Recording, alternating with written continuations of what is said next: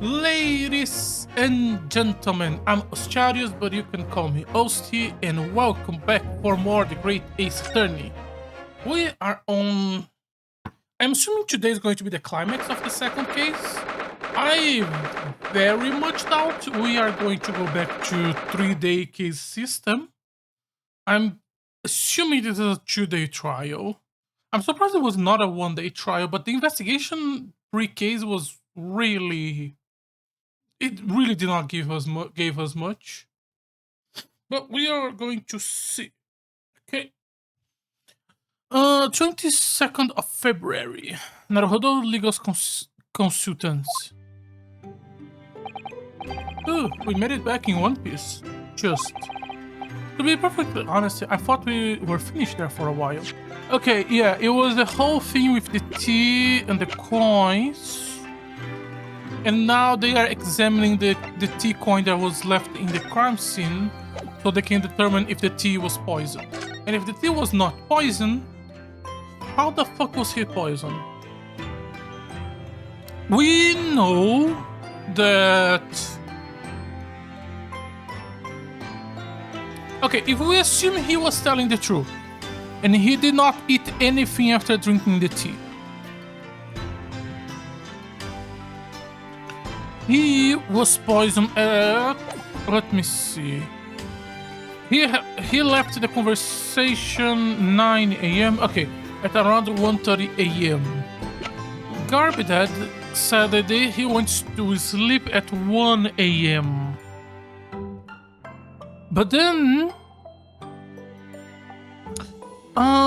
how much can I trust the deployment from the bill worker guy? Because most of what he said, he made it very clear that most of what he saw, the room was completely dark and it wasn't really easy to see what was happening.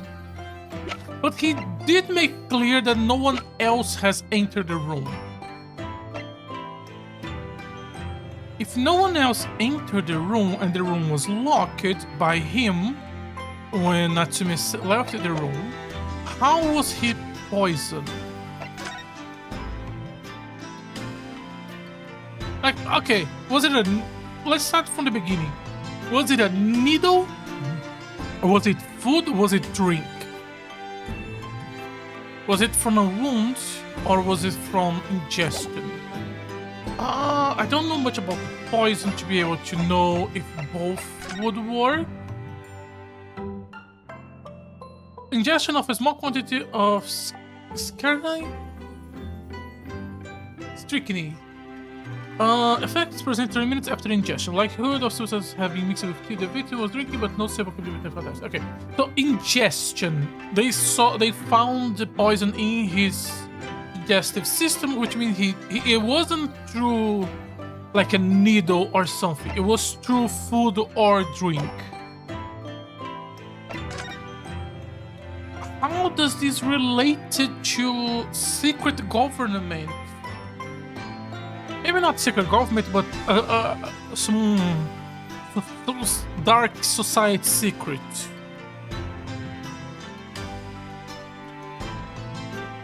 He didn't. How much of the tea he even drank it? Oh, it's not the tea because Natsume would not.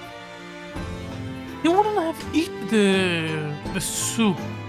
The soup was broken because he broke it trying to remove the coin. And then he had the spasm while that was happening. 1:30 a.m. 1:30 a.m. The person who did it doesn't matter to me. We know he left the room at 8 p.m. and then came back later. I'm assuming whoever he met was the one who poisoned him. I am assuming that the reason he's connected is maybe because there is nothing connecting physically to the big mystery. I think he, as a person, is connected to the big mystery because we don't know his name. We don't know who he actually is. Like, as far as we know, he could just be a spy working for England that was under disguise here for some reason. But how would he have been poisoned? To be perfectly honest, I thought we were finished there for a while. Oh, I know. What a lot of close shaves. There are many carriages on the streets of London, but you were very nearly flattened several times. Sorry, there are so many carriages on the streets of London, but you were nearly flattened several times. Oh, no, I didn't mean that. Oh! He was finished after... Okay. Yeah, I know. It was a marvelous defense, Naruhodo-san. It really was. I was in awe of you. Oh, thank you. And now that your fervent exploits have won us some more precious investigation time, let's see if we can find some clues for the court tomorrow. Sorry, I'm just... Let me change you a little bit.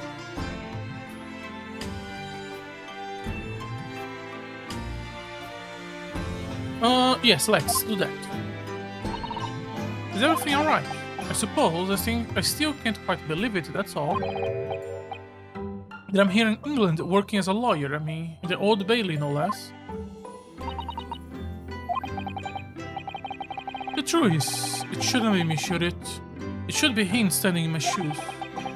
It should be Kazuma. It was Kazuma-sama's wish that you follow him to Great Britain and work alongside him.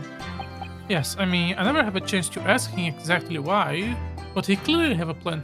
If you were going to do a 2-game-sized story, because they clearly did it, because clearly the story isn't over by the end of the first game, so many fucking questions. If you were planning from the beginning to do a 2-game-long duology, you could have Kazuma survive it for longer and stay as a mentor for a little bit more time. I wouldn't be here today if it wasn't for him. And you're doing wonderful, Naruhodo-san. I have no doubt that Kazuma-sama would say exactly the same if you were here with us. Thank you, Susato-san. Thank you. Honestly, the second case of the first game could have been a case in England. And then the case of the gentleman could have been Naruhodo's first case or something like that. I don't know. I feel like it could have been different. I don't know. I'm not a writer. It was quite a shock earlier today, wasn't it? When the victim himself turned up in court and took the stand. I know, not only that, but then finding out he's actually a bare-faced gas thief as well. Yeah, that was certainly a surprise to us all. For a while, it seems as though everyone have quite forgotten Suzuki-san's poison the tea. Careful for phrasing, Susato-san. He didn't poison anything. And there is more to this Shakespeare that we have yet to know, I'm sure of it. Like, we don't even know his name! Mr. Shakespeare certainly wasn't the noble, upstanding man everyone thought he was at first. Was it what's become of him, actually? I was told he'll be returning to the hospital yard, where he was where he was receiving treatment. I am bad at reading today. Oh, let me pick my controller. Which one is that? Let me see. Ah, yes, he's at St. Bartholomew, or Bart's, as Londoners call it. We know that place, don't we? Yeah, we visited Mr. Green there yesterday. It's the same hospital to which she was taken. Ah, yes, after Suzuki-san stabbed her in the back. Do be careful for phrases, Naruhodo. He didn't stab anyone. Perhaps we both owe Suzuki-san an apology. St. Bartholomew. Yeah, we should probably visit the hospital later. So, we know that Suzuki-san took the teeth of the victim on the night in question, but as he isn't the culprit, then obviously... Yes, the poison surely wasn't in the tea. But if that's the case, how on earth did the poison get into Shakespeare's body? I'm sure we'll find a clue at the scene. There must be something in Mr. Shakespeare's room that will help solve the mystery. Naturally, Scotland Yard detectives have been over the place already, but it couldn't hurt us. It couldn't hurt for us to have another look around, I think. Definitely. I'm desperate to know the outcome of the investigation to the tea left. Sorry. And I'm desperate to know the outcome of the investigation into the tea left in the bar of soap. Well, if you run into Inspector Gregson, we could ask him about that. Kazuma Asuki, the best friend I ever have, and a lawyer with such promise. He really saved my bacon in that horrible incident just before we left Japan. I can still picture him now, looking so fierce and determined in court. And then after the trial, the crazy idea he came up with to carry me in his luggage. The Stoneway. Yes, you can fit inside my trunk if you curd up small enough. I'm sure no one will know. Kazuma, won't you tell me why? Why go to this length so I can accompany you to the Great Britain? Because he loved you, my dude. The game is not trying to hide the BL. Well, it has been on my mind ever since we got through that trial. That you really ought to go into law, but you're a defense lawyer. You got a natural talent for it, believe me. I guarantee it. But I never thought about becoming a lawyer. Well, I can't force you, obviously. You have to decide for yourself. But anyway, London is the cultural capital of the world. The city at the forefront of everything. It can't hurt for you to see with your own eyes. No, that's true. I suppose, though, if you were to become a lawyer, then one day you will learn these dark secrets that I also know for some reason. You are the only person that maybe knows a secret that wasn't actually silenced on purpose. You died by a fucking stupid accident. God, I hate your death. Not only from a narrative point of view, because I do think your character could still stay alive for longer and have been a mentor for Naruhodo for a little bit longer. You don't kill the Kamiya on the first fucking episode. You wait until the middle of the scene of the series, and then you let the boy stay alone and learn how to stand by himself. It should have been a mentor for longer, and your death was so fucking stupid. God, I hate it. I wish for better for you. One day, what? Oh, no. Never mind. Naruhodo-san? Oh, sorry, I was just thinking about Kazuma. Oh, I also do that.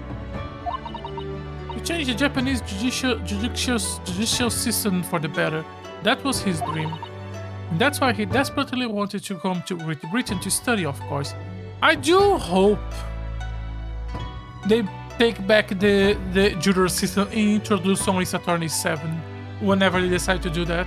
Because honestly, we already should have that, because the plot point by the end of Ace Attorney 4, was it 4? Yeah, 4, the first Apollo game, was the introduction of a juror system. And then on the 5th game, they never use it. Did they ever? No, they didn't. 60 game makes sense because that was in another country, but the juror system is fun. They can absolutely introduce into the main series. Yes, that's right. But yes, I do wonder if his true intentions lay elsewhere sometimes. I don't know, the thought that just takes hold of me every now and then, that's all. Naruhodo-san, what do you mean by Kazuma-sama true intentions? Oh, didn't know this was a sprite. I mean this. His katana. I never expect to inherit this sword. Oh my god. I never expected to inherit the sword after Kazuma's passed away, of course. No, I know. It was because I asked you to take it. When I have the courage, when I have it at my side in court, I feel as though it gives me courage. Yes. Actually, the night before he died, he told me a little about the sword. Did he? No, yeah, he did. I remember this scene. Karuma? That's right. It's a prized sword that has been passed down to generations of the Asagi clan. Okay, I don't remember the text, but I do remember the animation of the big sword.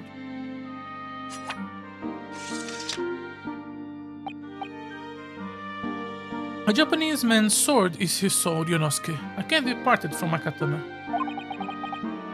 Karma guides me. I truly believe that. So, its name compels its wielder to slice evil in two. Not that you will need much compelling. On that subject, there is something very important that I have to do in Great Britain. Something I have to do. Yes. I appreciate you seeing it through with me. Oh, of course I will. Whatever is it, I will see through the end with you. I knew you wouldn't let me down. And then he died a stupid death. What did he mean by something very important that I have to do? I have hoped the answer to that question would become apparent when we arrived here, but... If your father knows the shit because he knows, couldn't he have sent a message to Naruhodo explaining the circumstances? Nah, maybe he's afraid that the message would be intercepted or something. Maybe he could tell her, and so the third case is when she comes back and then she can tell us. No, that wouldn't work because that would require Susato to actually share information with us, and she's allergic to that. How would he do that then? As yet, I have not found a single clue. I see.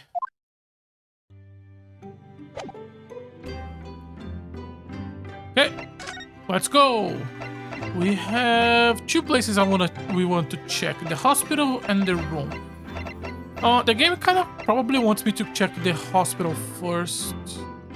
And normally that would make me want to check the room first, but it's a visual novel. It's better just to follow the script. February.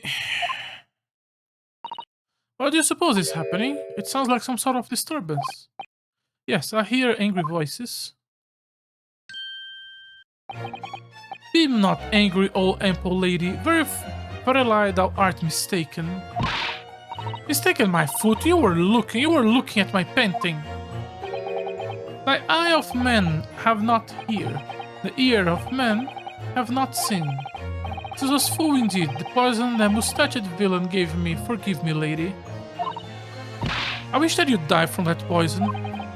God a mercy, ample lady, but I'll see. I have vigor still. Behold, the Shakespeare dance. Just gonna let that play for a little bit.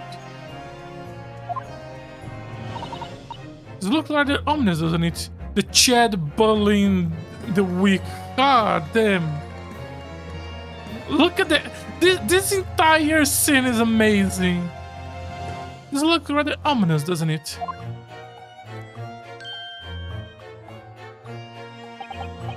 Ah, hello.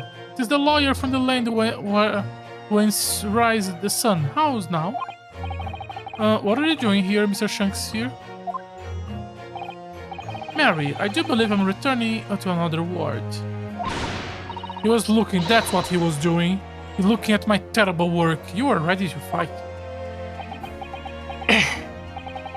Mr. Keller, so dark clad. Okay, I have no idea what this means. Wait, thy work in court this morning was wonderful. I do applaud thee. Oh, well, thank you. But that doesn't mean things will go so wonderful for you tomorrow, does it? Okay, so he can speak like a normal human being.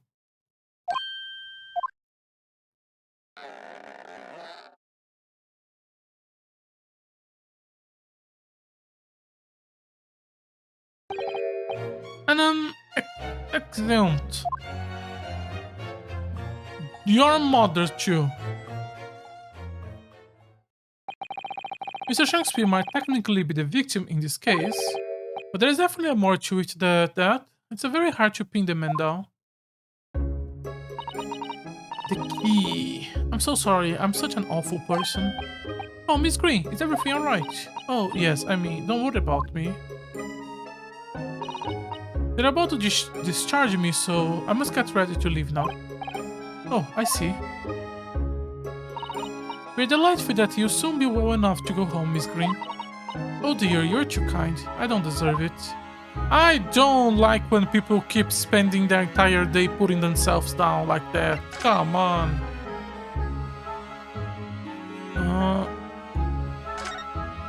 Can I look at your painting? No, okay. So, are you feeling more like yourself today, Miss Green? I am? Thank you. I mean, people do recover from ordeals like this, don't they? Even people like me. Well, yeah, it really was an ordeal, wasn't it? As far as I'm concerned, I was just walking along in the snow one evening, minding my own business. And then, completely out of the blue, I was struck in the back by a knife and collapsed unconscious for days. Of course, when I finally woke up again yesterday, the whole business had been cleared up already. What a terrible week it has been for you. Do you not have parents or something? Friends? Family? No, I'm sure I'm very lucky, really. I will look back on this fondly. Really? Anyway, I must be getting my things together now, so I'm ready to be discharged. Oh, yes, of course. Sorry to take up your time when you are obviously busy. How are you going to be connected to this case? Or are you not gonna be connected to this case? What is this accessory in the back of your head? Are you actually just gonna be connected to the other cases? Because, like, the key is clearly very important. But... this is a photo of you, right? Maybe.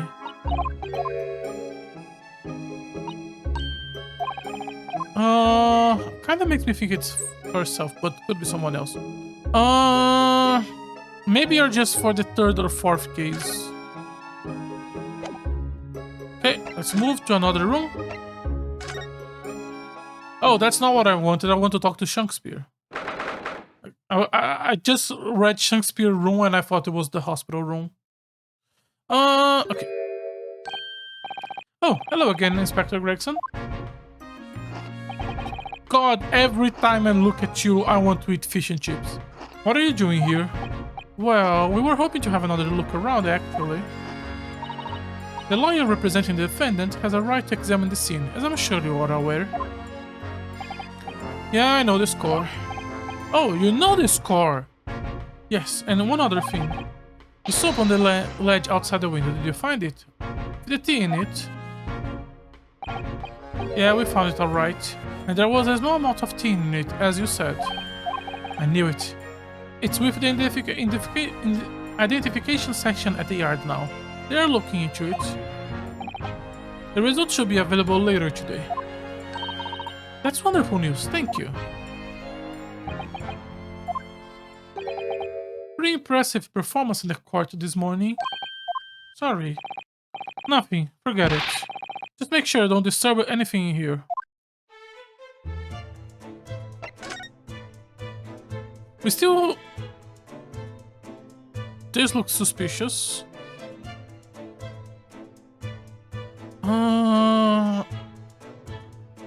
Oh, now we can check the table because he's not on top of it anymore. And also the window. This is the gas. Anything else I can think of? I feel like you guys could have make this into a one screen.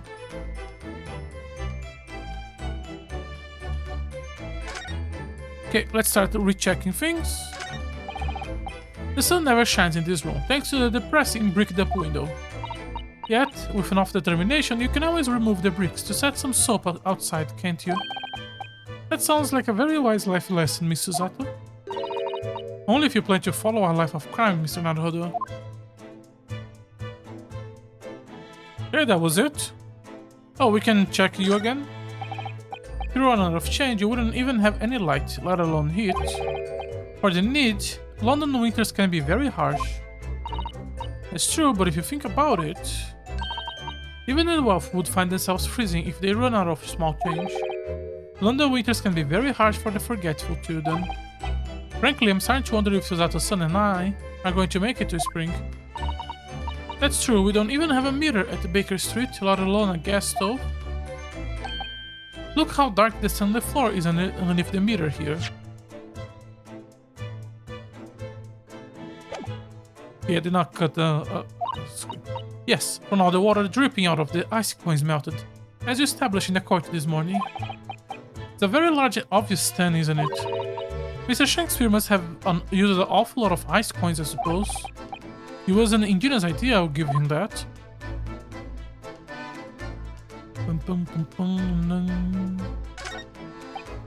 Ah, the ill-fated teacup from which the two men drank on the ill-fated night. During their heated literary debate, yes. Who is stronger, Romeo or Juliet? It sounds like it was quite a discussion. Now that I think about it, I'm sure the two lovers in the play end their life with poison. That's fiction, Mrs. Otto. Let's hope it stays that way. And the soap. So it turned out Mr. Shakespeare wasn't eating the soap at all. That's right, the mysteries of why he having a plate while holding a fork in his hand is solved. Maybe. Yes. To prise his latest ice coin out of its mold. And in the process, he accidentally broke the bar of soap into two. Certainly was hard to imagine, let alone the juice. Okay, I think that's everything then. Yeah, that's everything. We're not getting a lot today. Are you looking for new clues, Inspector? On Lord Van Ziek's orders, yes. Don't come back till you got something for me, he says. Oh dear, poor you. Yeah, poor me, because we already searched every bleeding nook and cranny in this place. I don't know what to expect, to be honest. Thank goodness for warm chips is all I can say. Oh, at least he's honest. This is the most suspicious thing for me right now. And also we haven't learned about the letter yet. I don't think there's anything else to check. Doesn't look like it.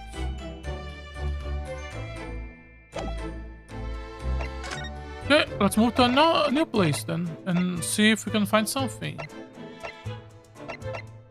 I don't think there's anyone in Briar Road. Maybe the big guy? This cannot be examined. No, Sherlock is not here climbing to a wall. Any information from Garidad? The Garidad appears to be out. Oh well, I suppose we have to come back again later. I don't think we're gonna find any clues to this case here. He did put a new wall to block it. Can I see the picture of him with his wife again? Boom, boom, boom, boom. I guess let's talk to Natsume.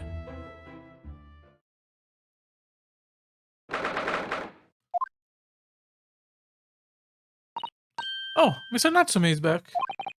Oh, he is. Mr. Natsume, hello.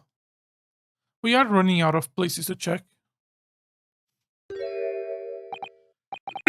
I am a cat. Sorry? I don't know who Mr. Natsume is. Or Sherlock Holmes. I don't know about courts or trials or Old Bailey. I am a cat. That's what I am. Just a cat, okay? You are trying to escape reality into becoming a furry. Sorry. Using a furry as a way to escape reality. So now he's trying to escape from reality. Trying to, he already has completely. So, what is your name then? As yet, I have no name. Naruhodo, he hasn't fully thought of his new identity yet. Maybe it's not too late to bring him back to reality. Do you think you could open your eyes for us, Mr. Natsume?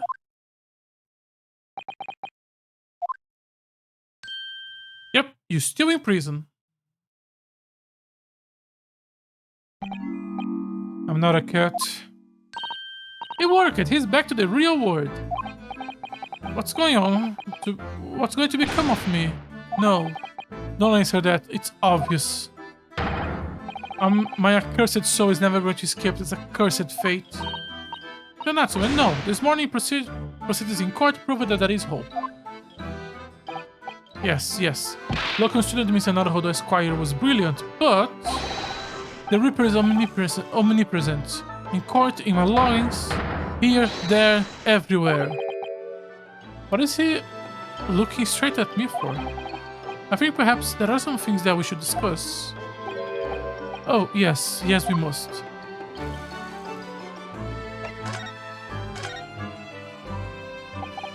My whole life, have I ever been so moved as I was today?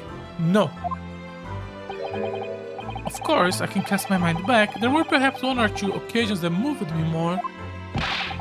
But if I just block those, then today, being in that courtroom was the most moving experience of my life. Local student Mr. Naruhodo Esquire. You're too kind. Scotland Yard found the remnants of Scotland Yard for the remaining tea, just as we deduced it, and are analyzing as we speak. There's nothing wrong with that tea. They won't find a drop of poison in it. That's a solemn Swami Sozeki's certainty.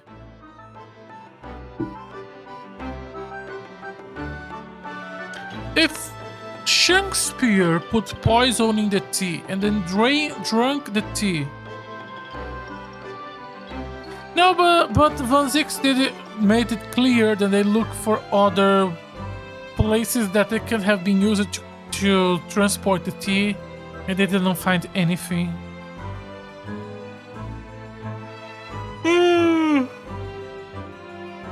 There are ways to do that. I don't know, is this poison strictly, like, is it a solid, is it a powder, is it a liquid? I don't know. Tell me, did you both drink the tea at the same time that night? Ah, yes, most definitely. Remember, drink tea while it's hot. We both poured it down our throats like it was a hot bath for our bellies. And at the time, you were both completely fine. As shown by the fact that then he and Mr. Shakespeare then engaged in the Romeo and Juliet match. I suppose the focus by tomorrow's proceedings will be how the poison was taken by the victim. No. Go back to it. Go back to what he just said. He said they both poured down in their throats like it was a hot bath for our bellies. Which means they drank it. But if he have enough leftovers to make the coins, I guess it is established here that he did not drink it. Did he fake drink it? So he could conserve for the coins? Not sure. There is a smear here and here of tea. Suppose the focus on tomorrow's trials will be how the poison was taken by the victim. That rotten Shakespeare, what have I ever done to him? You don't recall him taking an issue with you over anything you have done recently? I'm being holed up in my room, immersed in books. Yeah, that's also the other question. Let's assume that he is ignorant and he actually doesn't know shit. Would he just genuinely believe that the tea was poison? If that was the case, I could see it. But since we know he knows some bullshit, that's not the case. I'm being holed up in my room, immersed in books. I don't recall anything at all. Right. What I don't understand is why he didn't let me know sooner. Let you know what, Mr. Natsume? About the soup, of course. What else? Oh dear. Are you struggling with such a meager stipend? Of course I am. If I have the money, I wouldn't have chose to live in an accursed existence, in such an accursed lodgings. Yes, you said it. It's because the place is cursed that it's so cheap, didn't you? Exactly. Especially that room that I rent. The spirit of the capital offender who lived there still haunts the place, and it's trying to kill me. Capital offender? But I ask Lockdown student Mr. Naruhodo Esquire that the next time you visit me, you bring us a scores of super soft soaps. So there is something with the previous man who died in that room. Okay.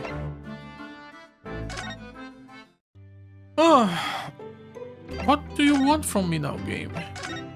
If I go around, am I gonna find new people? Oh, Holmes and Iris, I forgot. I haven't said anything to them yet. Goodness, Susie, hurry, you're back. Hooray! Hello, Iris. You're in fine spirit as always, I see.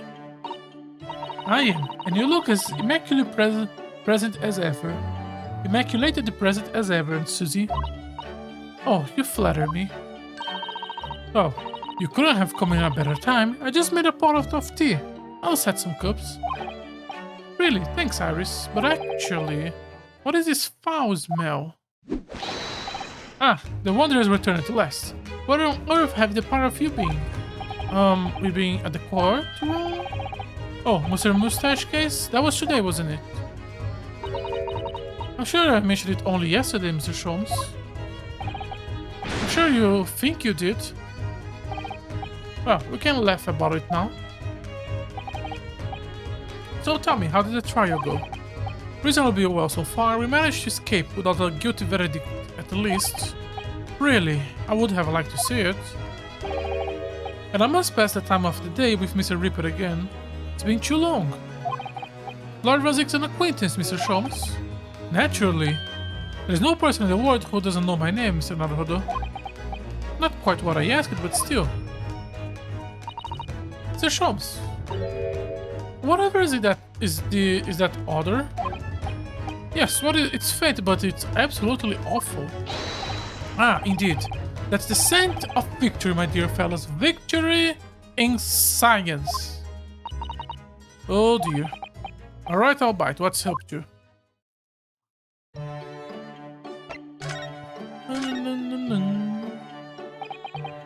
Lord Berk van Zix. Yes, it's an interesting sobriquet. Has he? Sobriquet. So many new words.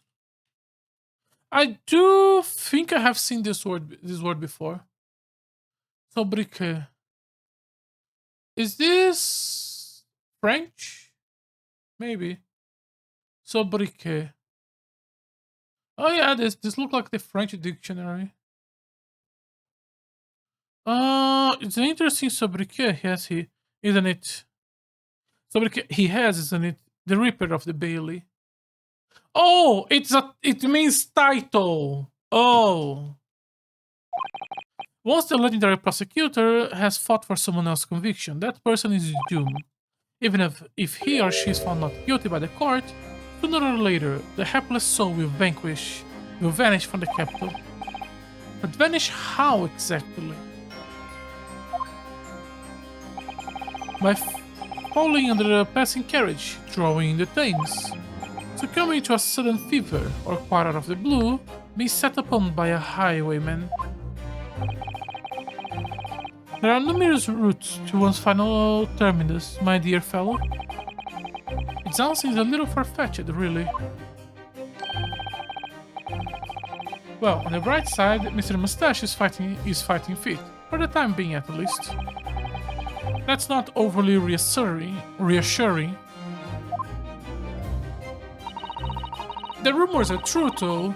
The obvious conclusion would surely be that those acquainted are, well, by Lord Van Zix's own hand. As it happened, Mr. Susato, that is quite impossible. Why? Naturally, the man very quick came under such suspicion. However, whenever these instances occur, the Reaper always have a cast iron alibi. Rarely. They could still pay people to do it, and so his reign continued. But 5 years ago, he vanquished from the courts, never to appear as a prosecutor again. That is, until you arrived in the country, Mr. Naruhodo. Yes, so I have heard. In fact, it was the very day I arrived when I was thrust into the trial at Old Bailey. That bitter fight to the death coincided with the Reaper resurrection, and really did end bitterly indeed. So that case was clearly meant for Kazuma, but the whole Shibako with Kazuma dying not being planned since it wasn't even an assassin. And here you are, facing the Reaper again. For the third time. Kurunu, I don't know if you're just incredibly unlucky.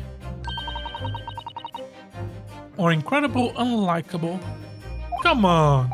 I think it goes deeper than just me. I sense a general laughing of all Japanese people. Oh, we are addressing the xenophobia.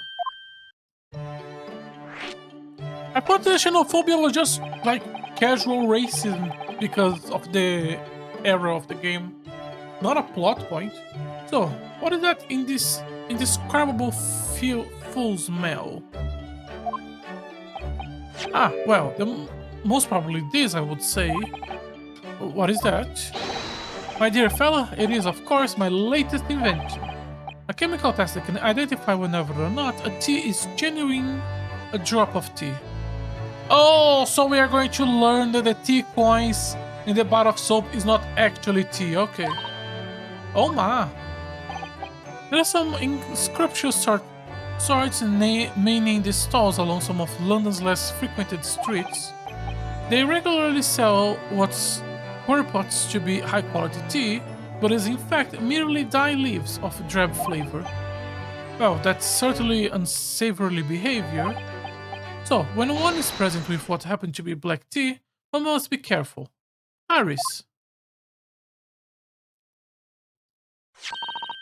Get ready, Hurley. There is a drop. Let's just add a drop of my chemical to this cup of tea here. Do you see what happened? Still completely black. And what a foul odor it's giving off. Indeed, the blacker the tea becomes, the more foul the odor, the better the tea is. It would appear that this cup was particularly fine Dandelion. That's very ingenious. But what do you do with the black liquid now? You throw away. Why, dispose of it naturally. Surely you wouldn't like to drink it, would you? That does seem to be a rather obvious problem with your new invention, Mr. Sholmes. Hence why this chemical test is merely a test, my dear madam. I mean, you normally wouldn't have a cup of tea, you have a jar of tea, and then you can just make a small cup and then test it before drinking the tea kettle.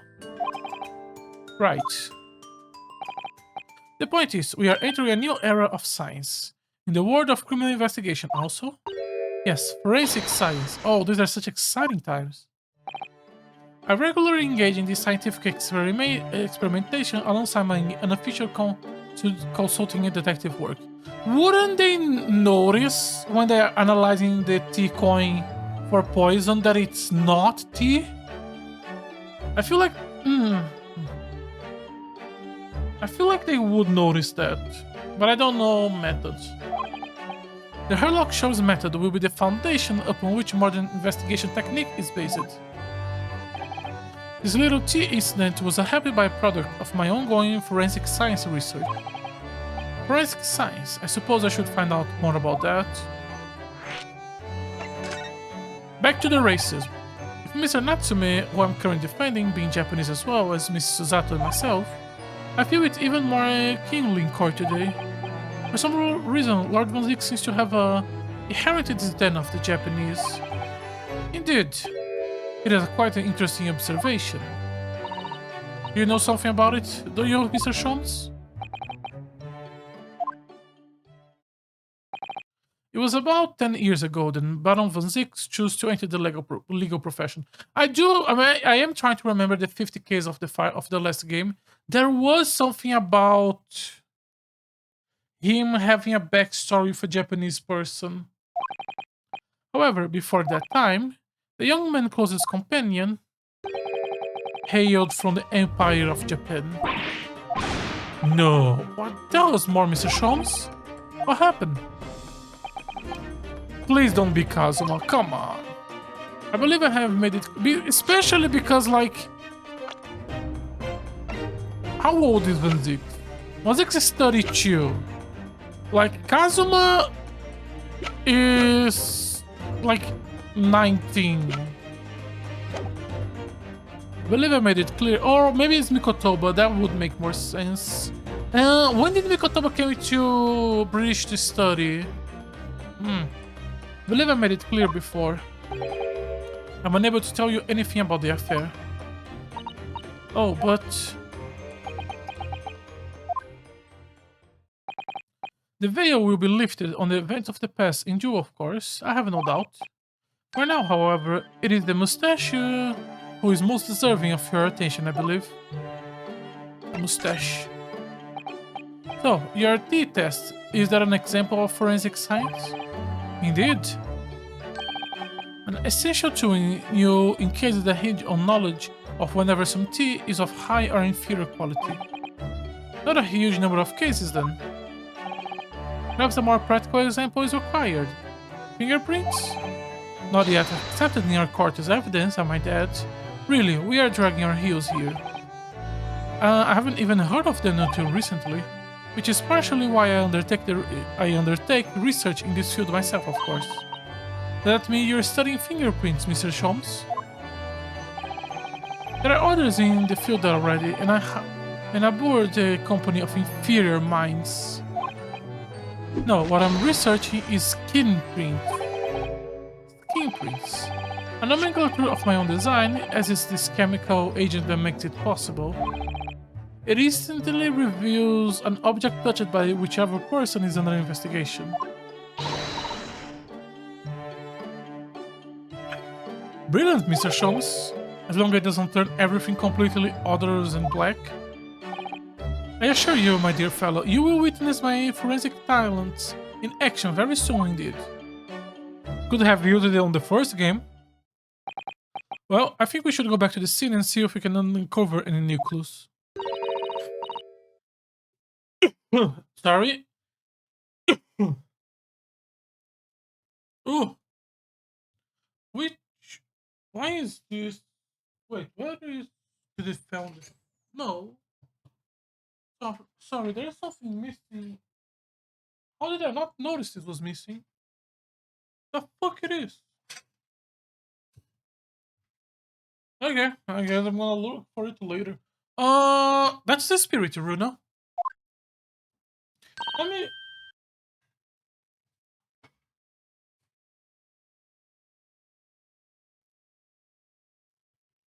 Okay, this can work. Let me put this here.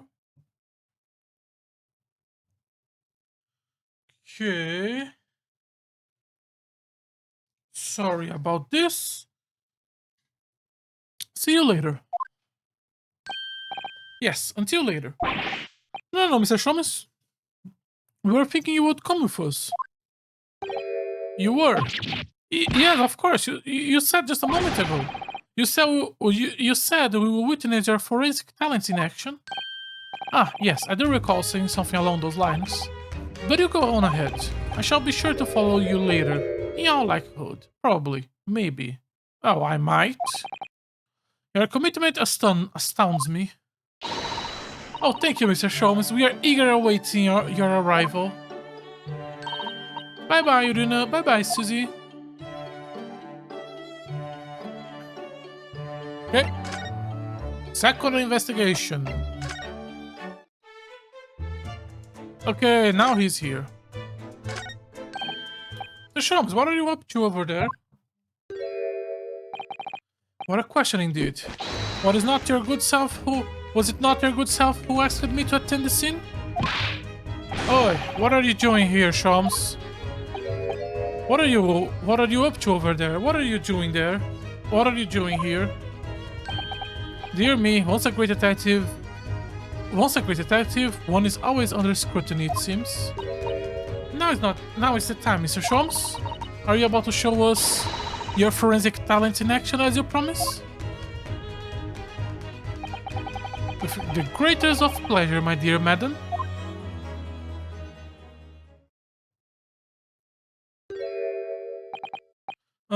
What is all this? Oh yeah, he did have X-ray vision that he used at the beginning of the second case and then never again. All this is precisely what we requested, Mr. Naruhodo.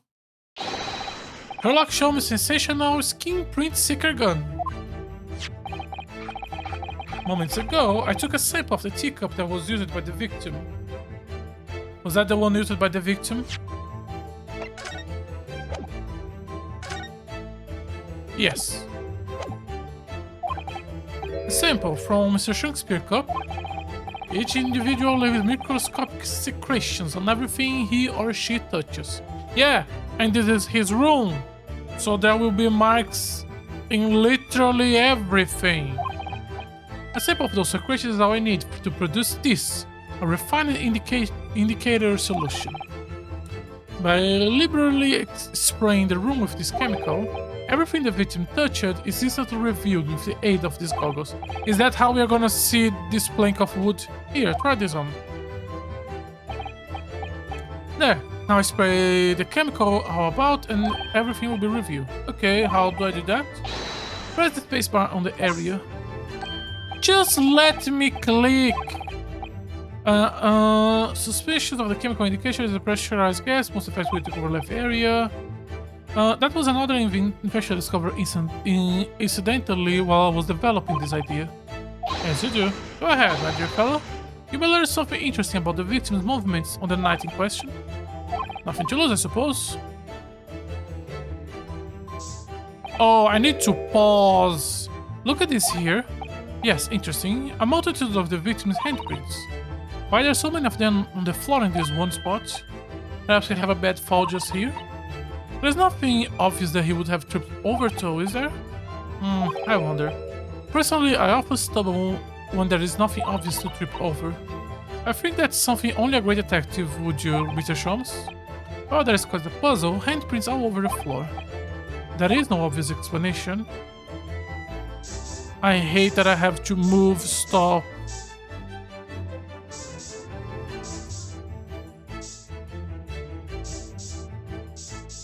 I do like how they do have...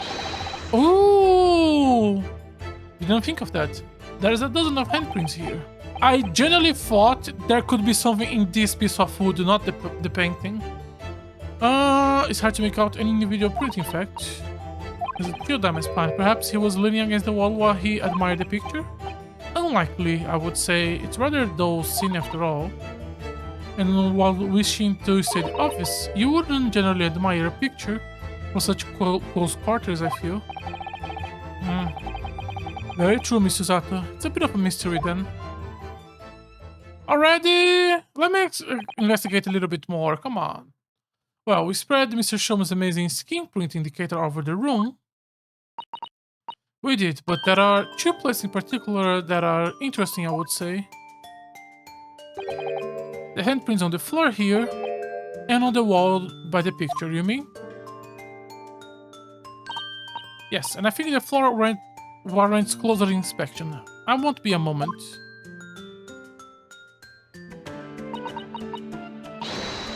Ah! What is it, Miss Susato? Look over here, Naruhodo. One of the floorboards have popped out. One of the... You mean it's a secret hiding place? Excellent work, Miss Susato. So, what do we have in here? Oi, what are you lot doing? Inspector Gregson, stand aside right this minute. It's my job to investigate there.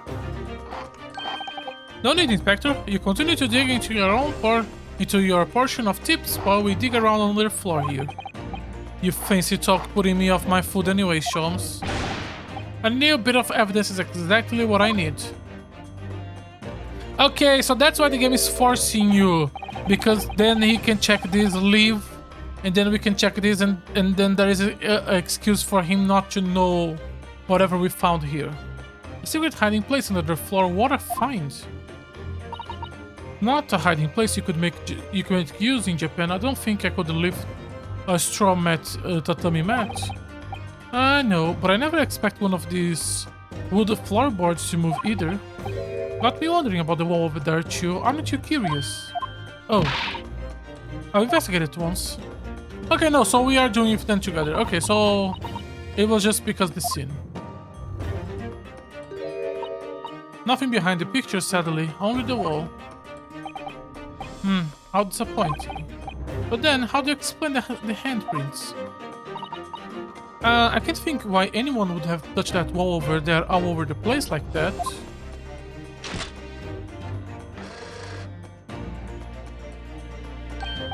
There you are, a print for you. A photo of the handprint on the wall has been entered in the court records. Thank you very much, his invention can make prints. Now, I wonder if Inspector Gregson has found anything under the floor. I'm desperate to know. So am I. Okay, let me take a look.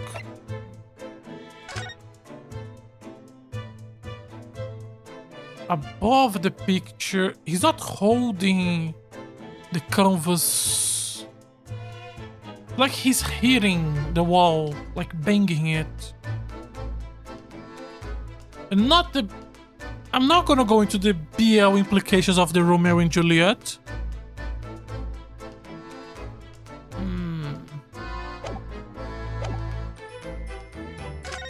Gregson? I'd love to know if there's anything hiding underneath that floorboard. Allow me to ask Gregson. After all, we are well acquainted. Acquainted. Inspector Gregson, really, it's been too long. What is it, Shams? I thought perhaps you might show me what you have found there, seeing as we're such good friends. We're not friends. No, I suppose not.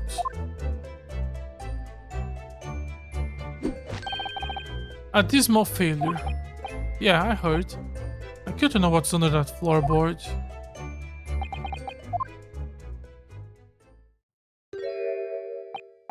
Alright, fair is fair. What? You did discover the hiding place after all. I suppose I should at least fill you in. Really, Inspector, thank you. Do it quickly, my dear fella. There's one thing I know about this man is that he blows with the wind, as fickle as the weather. Oh, stop making me out to be some kind of nut. There were 3 items under the floor print. A newspaper clipping, a photographic paint, a tin box. Now, what do you want to know? Looks like this was cut out of the paper about 3 months ago. About a convict who got sick and died while he was serving up time in Manchester. How terrible. Green Olive's daddy? It made the headlines down here in London as well. The bloke have been sentenced to death, you see, but nature got him first. Oh my goodness, he committed capital offense. By the man by the name of Selden. Nasty piece of work into burglaries and murder.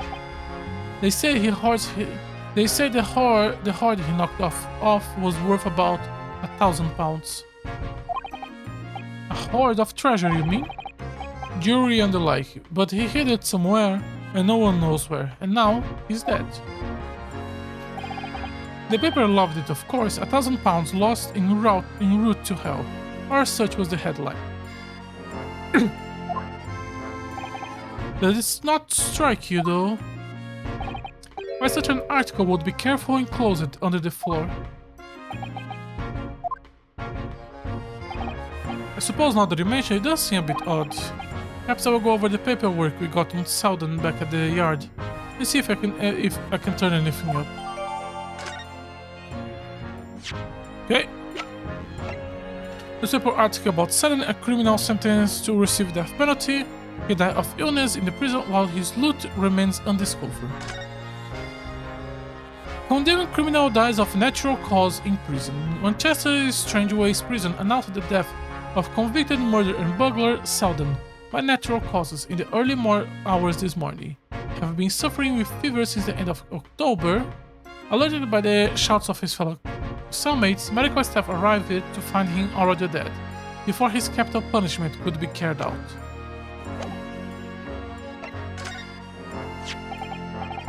So this is the photo I found. It looked reasonably recent to me. Okay, so it is not her, it's like a boyfriend who is connected to Garidad. I really want to see Garidad's marriage picture again. Yes, it would appear to have been taken on the street in front of the house here. But then...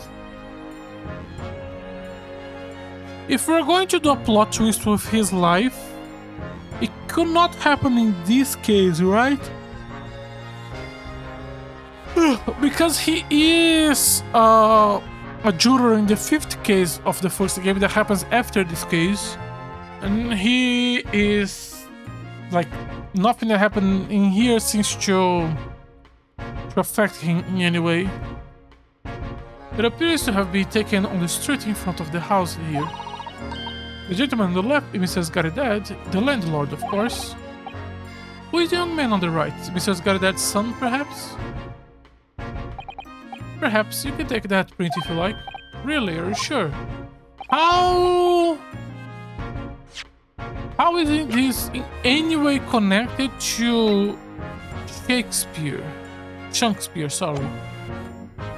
We can presume, therefore, that the yard already knows. The identity of the young fellow, that is. Is that true? Well, it's too bad if you do. Unfortunately for you lot, looking information isn't one of my pastimes. My dear Inspector, if I may be so bold as to point something out, pastimes are for one's leisure, but this is for work. All the more reason I'm not telling you. A dismal failure. Yes, I heard.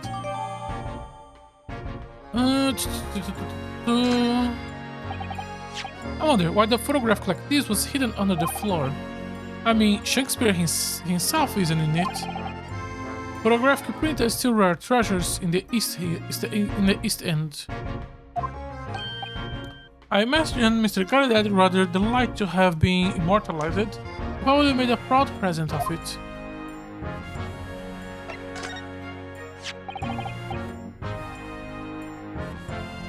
Where have I seen this style? Now, this tin box looks interesting, doesn't it? Might I suggest, Inspector, that you open it? If you were to find something inside that reveals the truth behind this case, I wouldn't be the least surprised.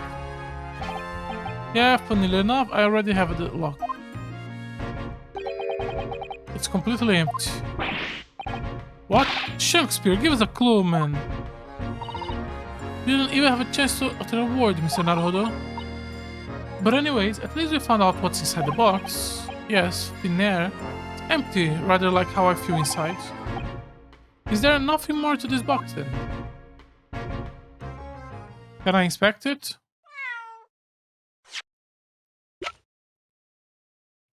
Not yet. Can only inspect you.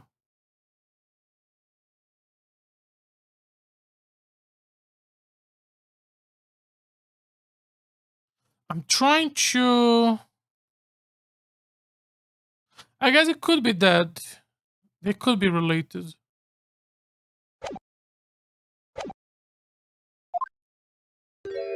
Hello.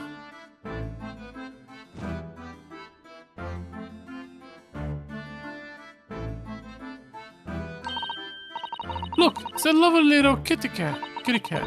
What was its name? Mr. Natsume. It's Mr. Natsume's, isn't it? I don't think we ever asked him, actually. I don't recall him Wakahai. You know, like Mr. Natsume refers to himself in Japanese. I wonder how did he got in here. Clever cat. So there is a hole in the wall that leads to other places. Wonderful. Well then, Wakahai, here is something delicious I brought for you from the cat meat man. He has a nice ribbon.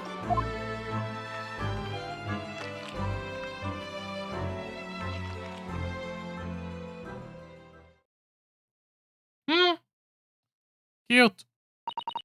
Heh, he couldn't be happier now, look. Just hope we can bring some happiness to his honor too. Aww. He's so cute.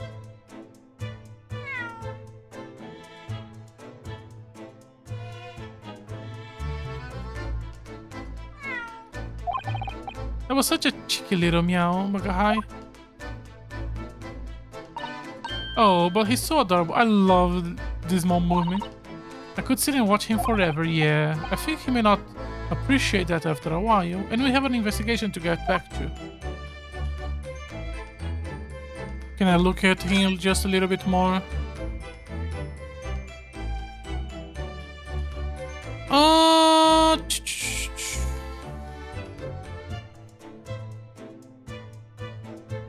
I don't think we actually do have an investigation to come back to. At least I can't think of anything else to check.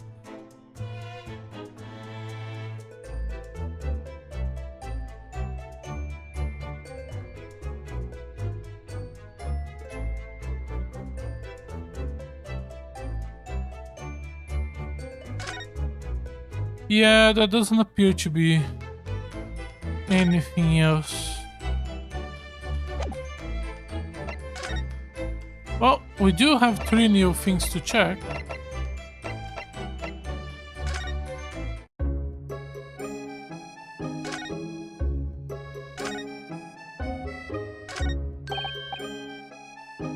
Look, there is a photograph in this frame here. Oh, picture of a young gentleman. Okay, they haven't connected dots yet. And I cannot talk to her about the case yet. Okay. Can I present her? No.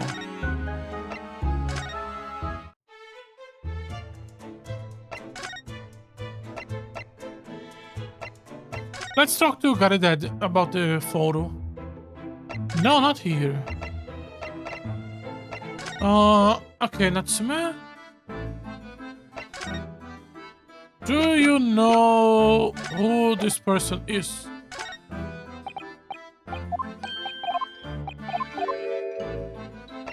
Do you know... Oh, what is this? Newspaper cutting we found in Mr. Shunk's bureau. Ah, so he knew, did he? Sorry? About this man, Selden. A convicted killer and the evil spirit behind the curse that afflicted my logs. Oh!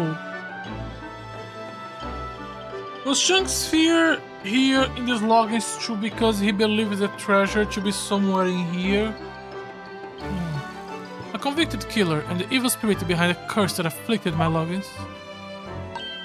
What? He already taken one young man's life, and now he's trying to take the life of another, a miserable mustache, much malignant Japanese man. Mr. Natsume, if you know something, please, you must tell us. Tell us everything you can about this evil spirit. And the young person he took the life of was the green olive boy. The truth is, I don't know the details myself until I didn't know the details myself until very recently. That Selden man was arrested about a year ago, and at the time he was hiding out in loggings at Mrs. Garadad's house. But he lived where you do now. That's right, exactly where I live now, in my very room. Did you try to implicate him into a poison so he would free the room so you could move there? Your room was previously occupied by a criminal found guilty of capital offense. But before his sentence would be carried out, he died in prison. That was 3 months ago. That's when it started, the curse. What really is this curse you keep mentioning, Mr. Natsume? It already caused one death. A few months after the criminal passed away in prison, a man died in the room. A man who rented after Selden, in fact. The poor logger, he was found dead in mysterious circumstances. The room was locked from the inside. Locked from the inside, exactly like the case we're dealing now. So, that's the convicted curse, is it? Yes, well, that was the start of it.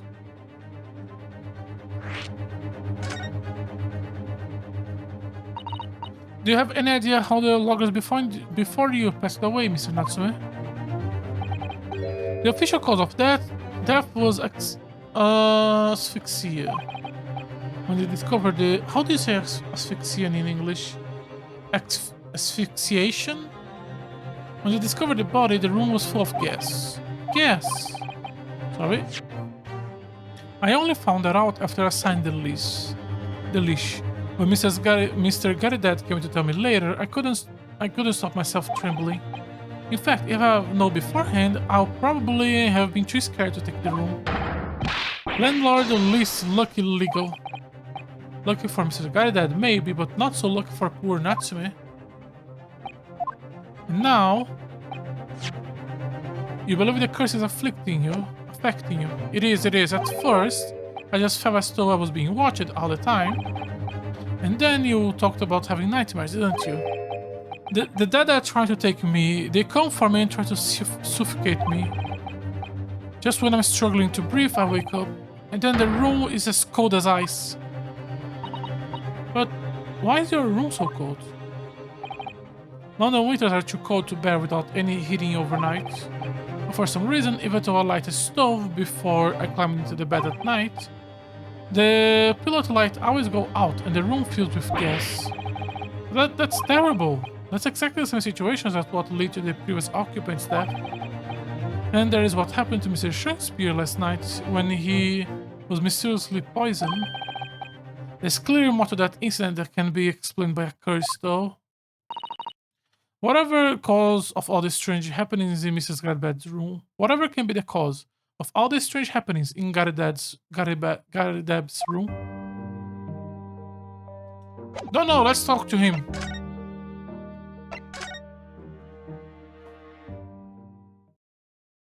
Oh, now he's here? Now he's here, nice. Let me take a minute to stretch my legs a little bit. And we'll be right... Okay. I am in a little bit of a good mood because while I was in the bathroom, I went to check game news, and a game I was really looking forward to it, Magical Girl Witch Trial, just announced while I was streaming that they are going to be releasing the game in English, hopefully this year, and I am been checking that game and I've been looking forward to playing it.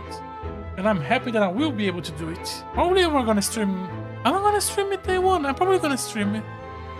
It's a murder mystery game with magical girl theme, and that's absolutely everything I can ask for. But for now, it's a turn. Okay.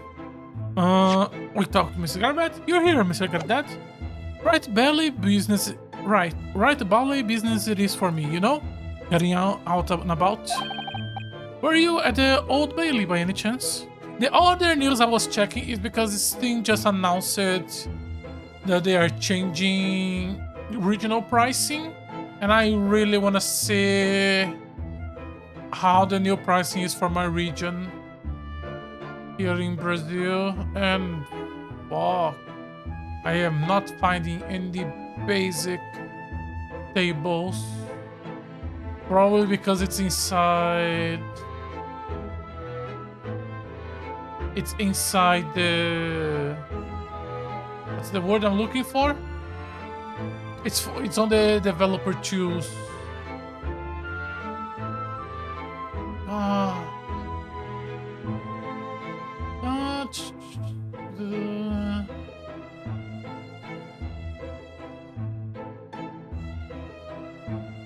Okay.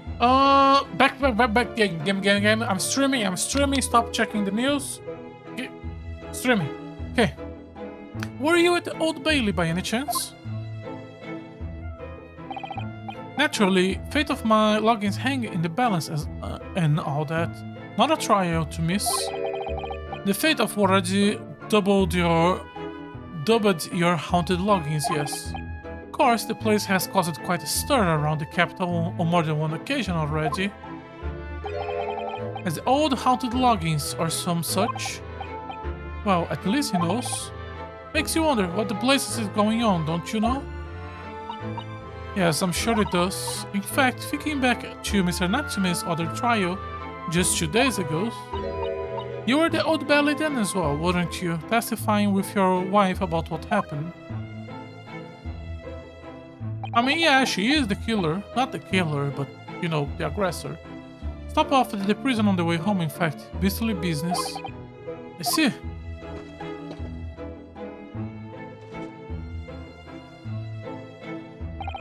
So, what brings you to my haunted abode today? Okay. Let me just start presenting him the shit. Really? I mean, this one must have something, right? Yeah. This got it up. Can I ask you to take a look at this photograph? Is that your son with you there? No, not at all. He was a logger here once. Duncan Ross was his name. Duncan Ross. Duncan Ross. A street photographer happened to be passing, so I asked him to take a shot. Just for kicks, really. Was he by any chance the logger before Mr. Natsume? Yes, that's right. So he's dead. Okay. And the young gentleman who died in the room in mysterious circumstances. Ah, the young gentleman. Just what Mr. Mustache was waiting for, one might say. Yes, young Duncan lived in the room at the top of the first flight of stairs before the Japanese chap. Would you mind telling us a little bit more about him? Let's start going one by one. Some fishy fellow from the Far East and a failed actor. Sorry, some fishy fellow from the Far East and a failed actor chap of questionable character, huh? Yes, the house does seem to have become something of a magnet for the rum fellas of late. Thanks to that Bailey curse. The convict curse, you mean? Ah, hear of the stories, haven't you? Rotty Scoundrels was arrested here. Then the next chap in the room goes and knees over.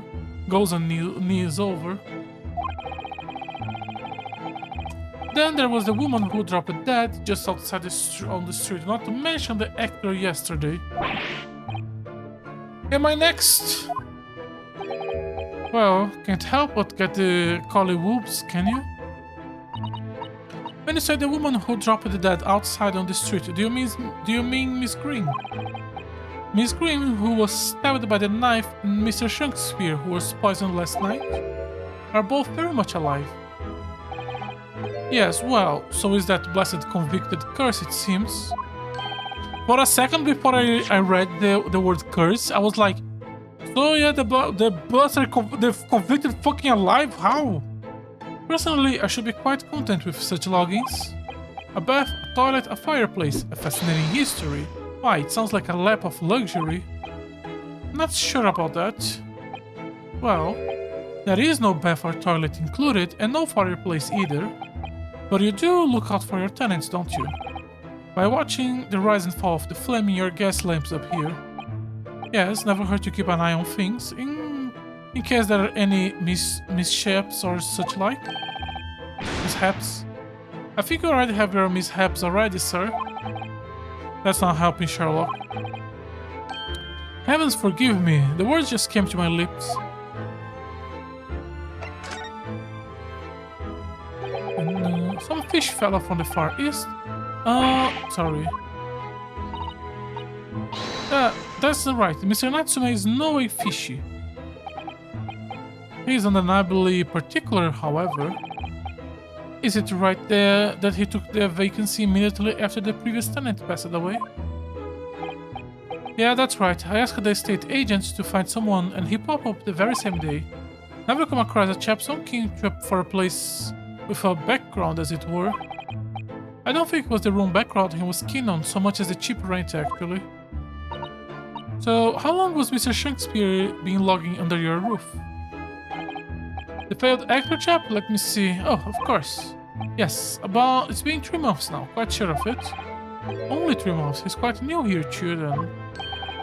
And to what do we own your certainty in that regard, Mrs. Garidad, if I may ask? Well, it was Selden Scoundrel as it happened. It was that Selden Scoundrel as it happened. Selden, the convict, you mean? Do Selden and Shakespeare have some kind of connection then? Oh! How it took me this long? The key!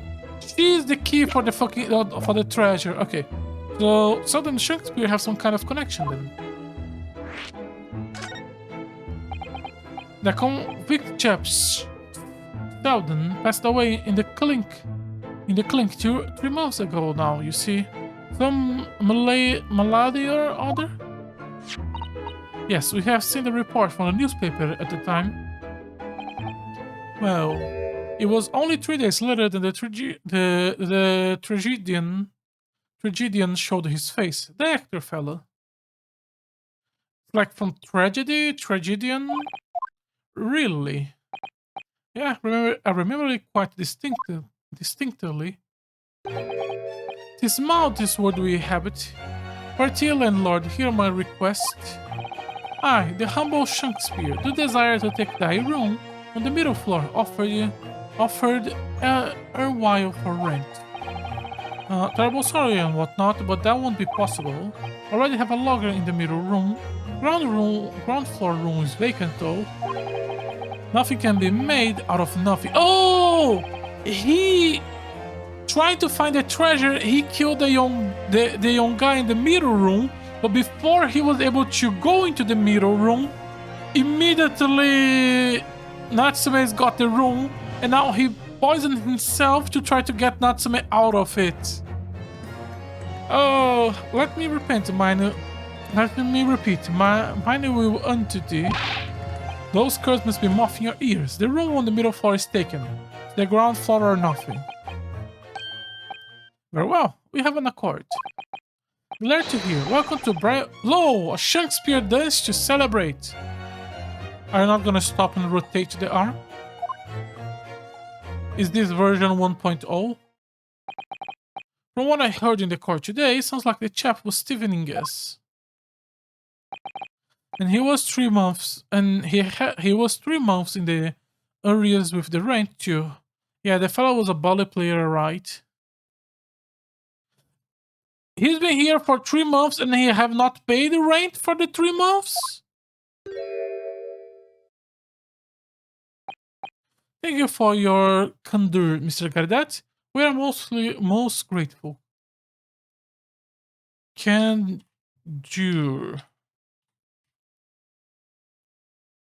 Candor. The quality of being open and honest in expression. Your frankness. Okay. By the way of appreciation, allow me to say 1 or 2 words. Give me my robe. Put on my crown. I have immortal longings in me. What happened to you? Shakespeare, my dear fellow, one of his most famous lines. I wish to divulge my own learning of the subject, for I have a turn for literacy too, you know? Perhaps you could take your attention to more apt lines then.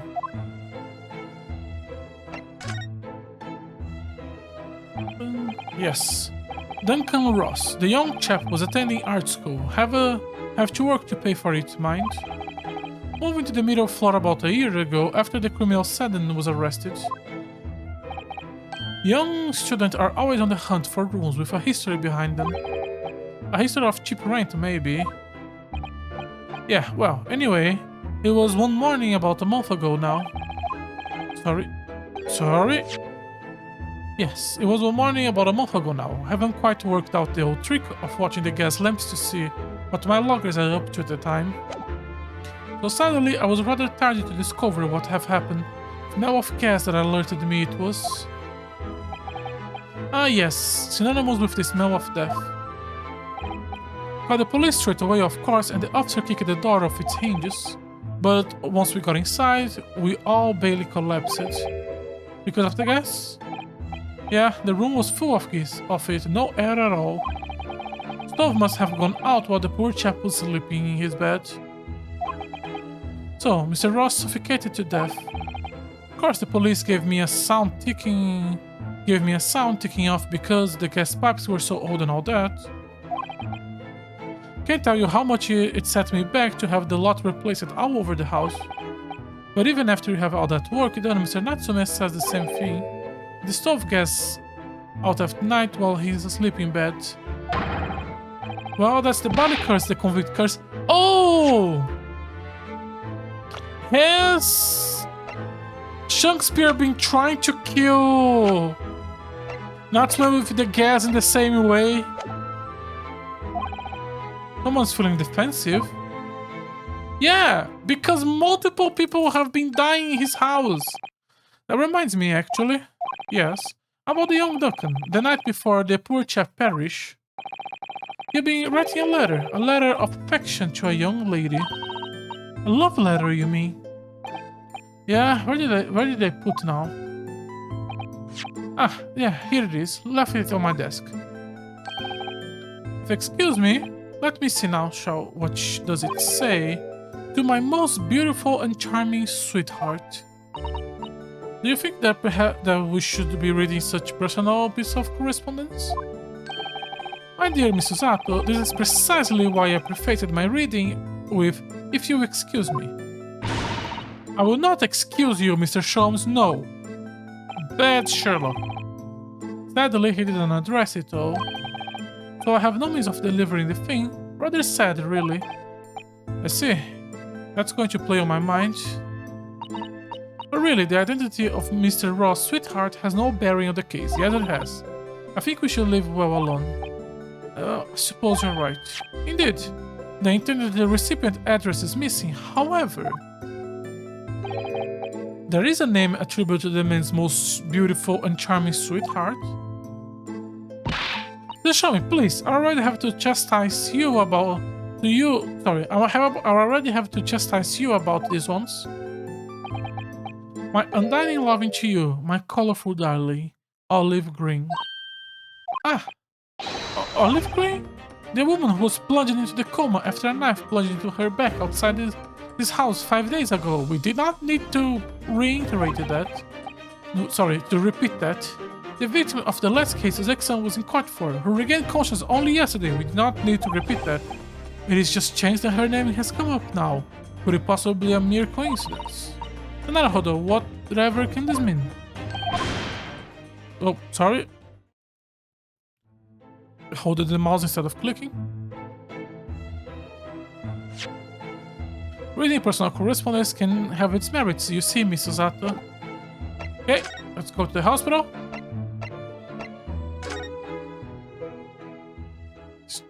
Please still be here. Mr. Naruhodo, I just finished speaking with the doctor. Says Mr. Green is well enough to be discharged at last. That is good news, but hopefully... What is it? Stop. Mr. Green!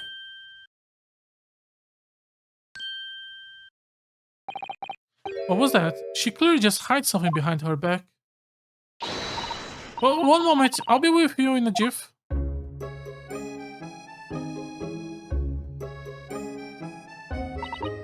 Oh, hello everyone, what are you all doing here? The doctor said I can be discharged, so I'm just getting my things together.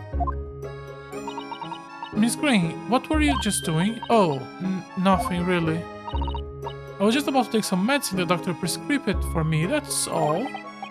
Well, we were hoping to have another quick chat with you if it's alright. I don't really have anything else to tell you. Alright, she's definitely behaving strangely. Let's see if we can coax something out of her.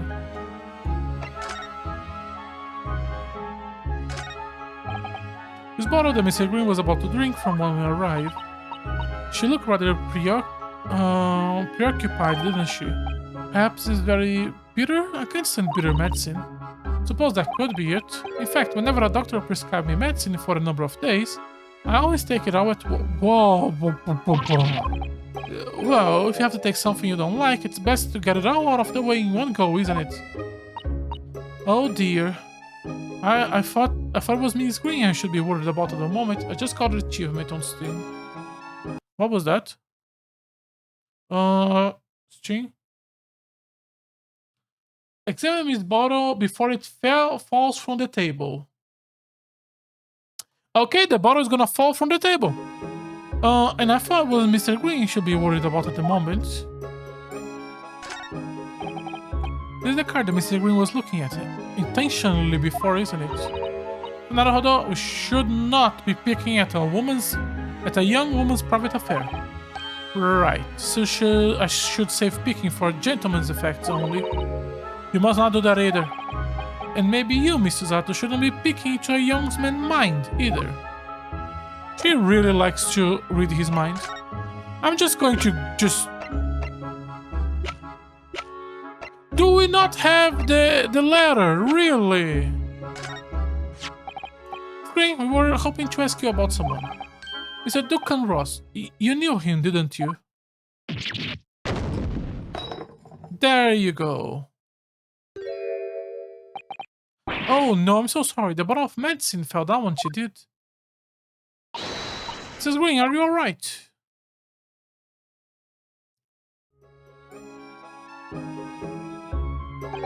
Pink liquid. I'm so sorry, I didn't mean to startle you like that. No, it's alright. I just wasn't expecting it. How do you know about Duncan? Mr. Rose, sorry. Mr. Ross has been writing a letter when he passed away, and the landlord found it in his room. It was a very personal letter to you. It was at the art school. That's where I met Duncan, a year ago now. He was working to fund his studies. He dreamed of becoming a professional artist one day. And the two of you became romantically involved? Yes, that's right. We were very much in love. We were engaged to be married, actually. That's why he decided to move into a cheaper room to save money for the wedding. And that's what led him to become Mrs. Garidad. Yes, he told me he found the worst but cheapest room in the entire East End. And then, 1 month ago, that's when it happened. We are terribly sorry, Miss Green. Well, it's all in the past now, I suppose. Poor Miss Green, she looked desperately sad. I was starting to think that's just her look. Naruhodo, holy shit, my dude! But now I say that she has every reason to feel the universe is against her, because it is! The writer hates her! Why, I don't know, but oh, damn!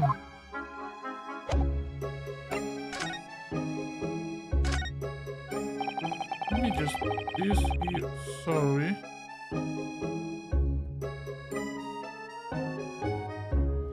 It's wonderful news that you are going to be discharged, Miss Green. Oh, yes, I mean, thank you. Once people are better, the hospital staff don't want them lingering and wasting space. Not people like me, anyway. So I don't think you should keep anyone waiting. I probably should... sorry. I don't think I should keep anyone waiting. I probably shouldn't stand around and chat. She certainly doesn't seem to be in the mood to talk, that's for sure. Sorry. Oh, God. I do hope you won't think of me being rude, but would you mind leaving me in peace now? I have to leave the hospital soon. Oh, I'm sorry. We didn't mean to hold you up. Of course, we'll be... Mr. Naruhodo! Okay, so when are we going to establish that she was trying to commit suicide? Because that was absolutely not medicine. Yeah, the rat is dead. Surely we're not about to leave. That's quite out of the question. Mr. Sholmes, I didn't realize you were here. But of course, I was, my dear fella. Watching intently from the shadow as always. Well, make your presence known next time. Mr. Sholmes, what's this about? Something which occurs to me with some regularity, Mr. Zato, is this. Why do detectives insist on such an act post factum modus operandi? Why solve a case after it happened? Instead of preventing a case before it happens, that's what sets the great detective apart. What do you mean? There's a case waiting to happen under our very noses, Mr. Naruhodo. So let us avert disaster. Let us prevent this case from ever happening, with nothing but careful observation. Alright. All the clues you need are set before me. You need only to look, and you cannot fail to see. You can do it, Mr. Naruhodo. I know you can. Man. The mouse seems to be dead. Look, I didn't notice before, did you? I think perhaps he drank the medicine that spilled out of the bottle. But that's the bottle that Mr. Gray was about to drink from when we arrived. You don't think... I still have come to appreciate the true nature of this scene. That of a tragedy about to take place. Yes, I think it's falling into place. Miss Green, the contents of the bottle you have before has spitted out on the floor, and the poor mouse that drank it has sadly died. Oh, I think it's clear that the bottle must contain a powerful poison.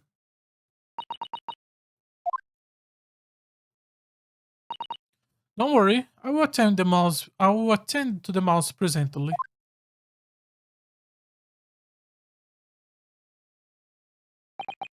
Miss Green, were you intending to go the same way as that rodent? To take your own life? Once we have left, you would have put that on your lips again, wouldn't you? And taken the poison. I... No. Miss Green, please talk to us. Okay, her depression is making much bigger than I thought. I mean, when we first arrived, Miss Green was standing with him on her hands, in what can only be described as a very tense atmosphere. Yes, it may very well be related to whatever incident Mr. Sholmes believed was about to happen. Perhaps we should ask Miss Green about it. Mr. Duncan Ross. Who would have ever thought he was engaged to be married to Miss Green? Sorry. To lose one beloved fiancé must be painful enough. But then Miss Green suffered from an awful injury, and outside her fiancé former longings too. Fate can be very cruel sometimes.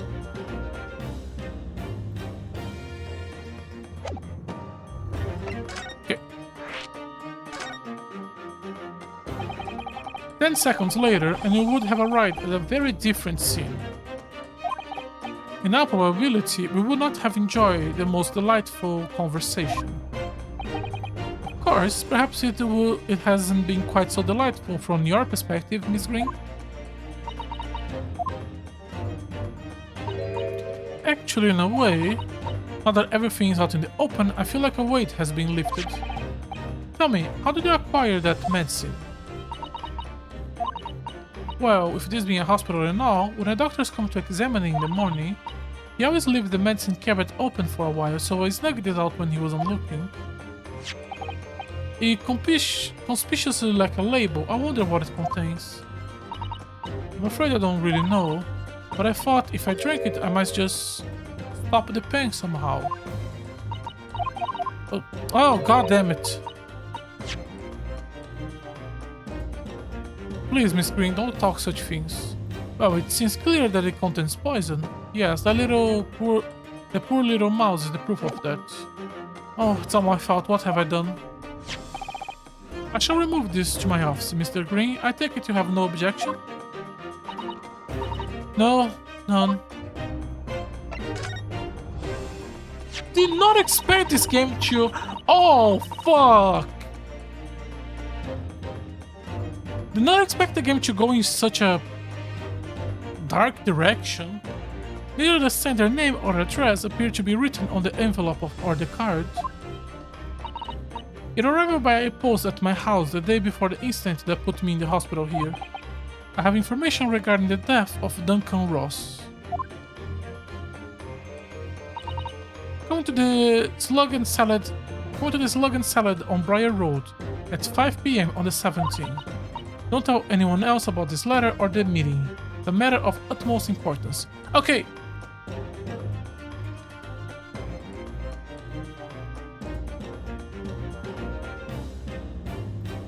If it arrived in her hand, she opened it and grabbed.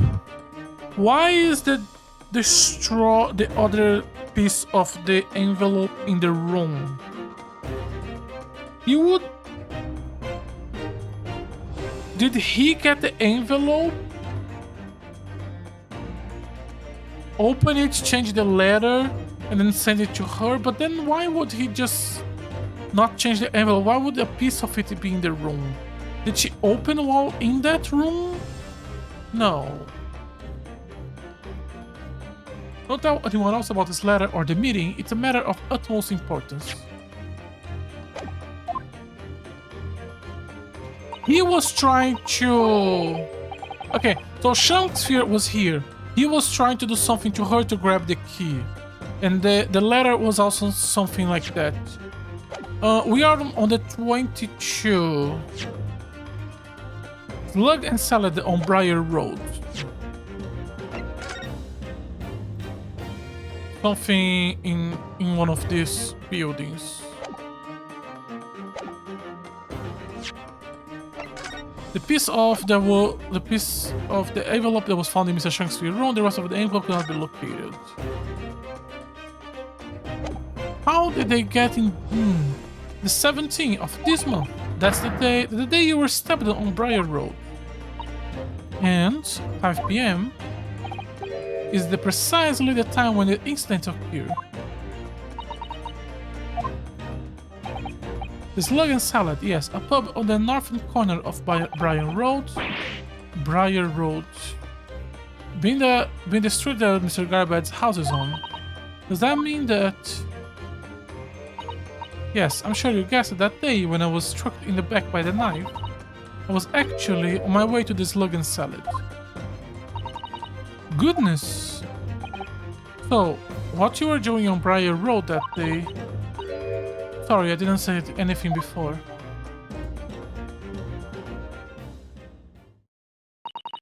I think I really will have to ask you to excuse me now. No, I have more things to talk!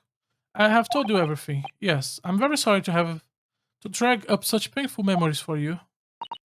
No, it's fine. Miss Green, please, promise you won't try to do anything like that again. Yes, don't worry. The detective friend has the bottle now, anyway. And besides, I've been stabbed in the back and have a close shave with a bottle of poison. I'm still here. I think I'm destined to see things through to the end. I might sound a little conceit, but that's how all this has made me feel.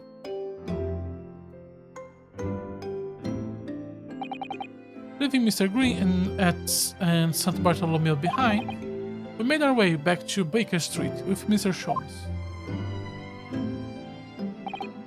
Well, it would appear we have reached the end of the investigation trail for today. Yes, it's late.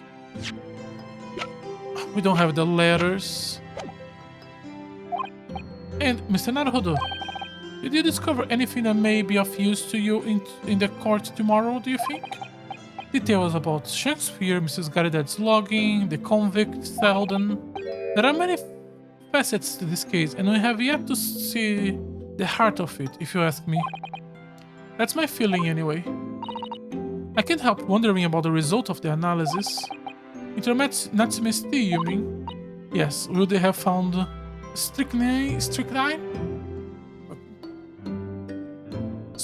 in it or not?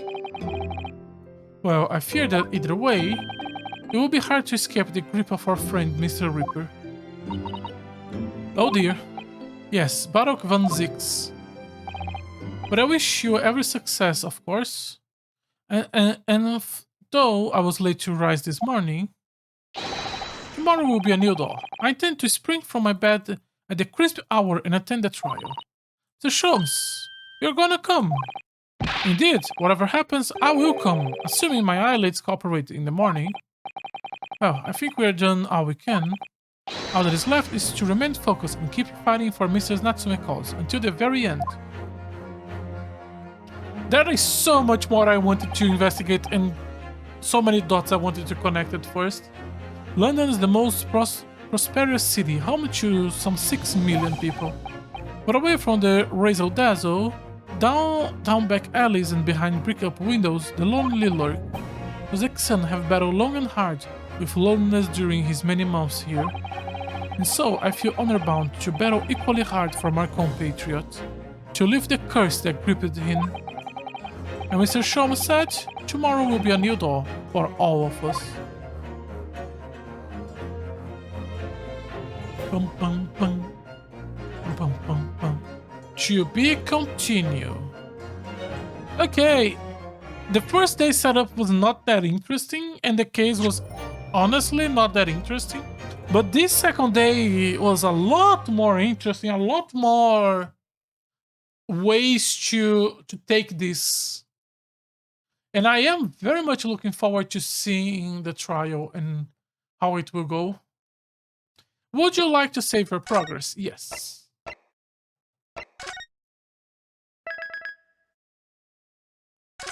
Save. Let me. Sorry. Okay.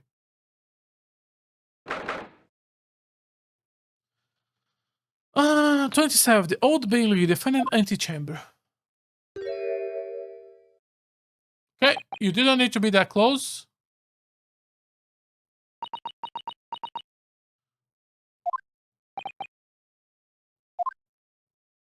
Sorry. Close this. Okay. Is it done, Mr. Naruhodo? Yes, it's time to put an end to this now. The miserable curse that has been plaguing Mr. Natsume. To everything. And in my own small way, I shall do everything I can to help you. I always appreciate your help, Miss Suzato. Suffering Suzuki's selfish sidelined. Ah, good morning to you too, Mr. Natsume. Good morning. Local student Mr. Naruhodo Esquire. Listen to you two tearing away happily as if the main player of today's trial isn't here. Why would you do that? Why? Oh dear, we didn't mean to cause offense, Mr. Natsume. I thought perhaps that because you have your eyes shut so tightly, you are meditating, finding inner calm. It seems wrong to disturb you. I was waiting.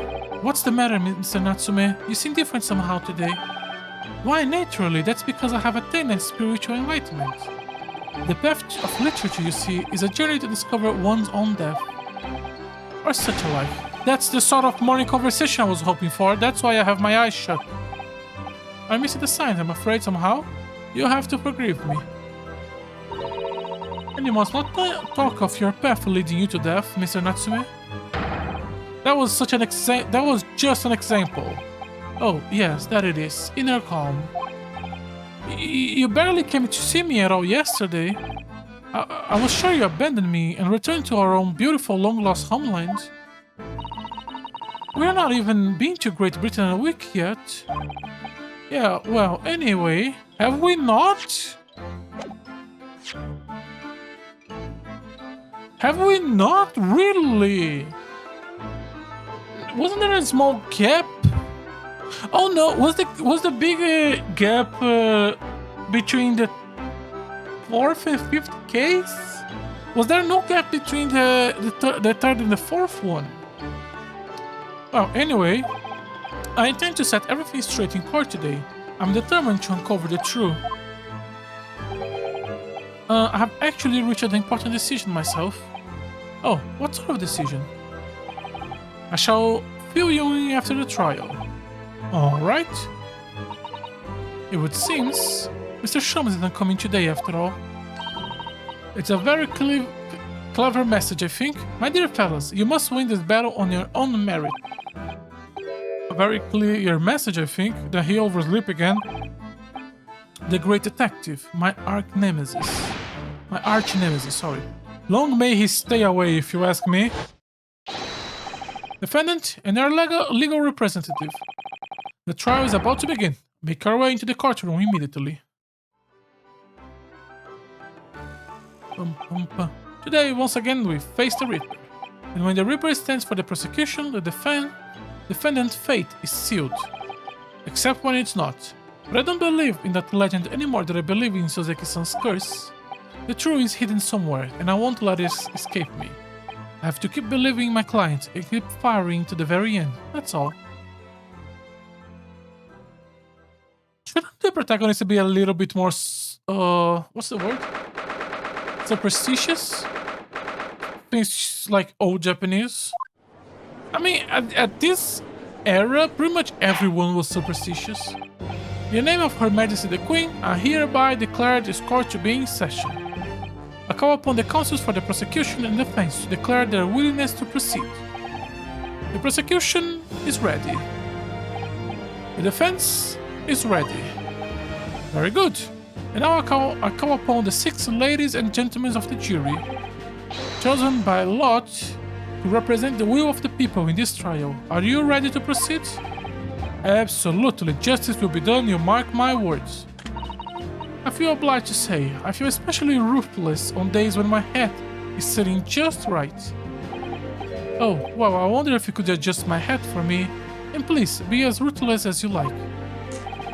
Thieves deserve to die if you ask me, especially gas thieves. I have no sympathy for the men at all. Interesting that you are still a juror when you are now clearly biased, but I guess everyone here is.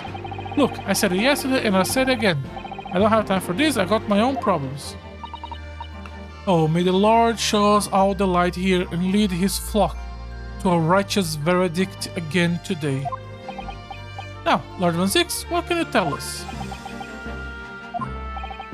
The prosecution report, please. In relation to the theory expounded by the defense yesterday regarding the defendant's tea. So he does have the results.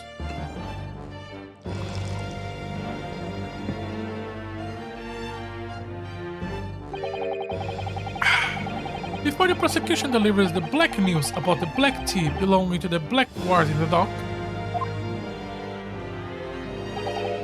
pray, allow me a moment to savor a liquid of a more sanguine hue. In fact, I would defer to the good detective for the report. Here's to you, Inspector. Yes, sir. Thank you, sir. As indicated by the defense, we found a bar of soap just outside the victim's window in the snow. And there was indeed a frozen reddish liquid in a little depression on top of it. Yes, that's the tea. That's what Mr. Natsume's brought with him that night. Well, the brains at the yard analyzed it, and yes, you are right. It was tea. And there wasn't a trace of strychnine or any other toxin substance on it. No poison at all, and it was tea. In other words, the tea that the defendant brought with him to the victim's room is innocent. It's in the clear. What a revelation! Why are you so happy, Van Zix? As I suspected. This makes it quite clear. The defendant, Mr. Zeki Natsume, is blamed. My learned friend is jumping to conclusions again. A typical Nipponese reaction. What? Yes, it's true, no poison was found in a few droplets of the liquid recovered from the soap on the window ledge. But what logic is that? Would you take a drop from the Thames and conclude the water in the— Oh, fuck you, my dude. Come on. That is fucking weak. Like, holy shit, Van Zix. You are a bad prosecutor. Come on. Award, the water in the ocean is extremely salty, Consul. Exactly. Unfit for drinking just as the victim tea was on the night in question, as the court has already heard. Bitter was the precise words from the lips of Mr. William Shakespeare. Whom the prosecution now calls back to the stands. Come on, my dude, you really have nothing better. Very well, I will uphold the prosecution request. Mr. Shakespeare. Yes, it sounds like we're gonna have another confrontation with our theatrical friends. Bailiff, show Mr. Shakespeare to the stand.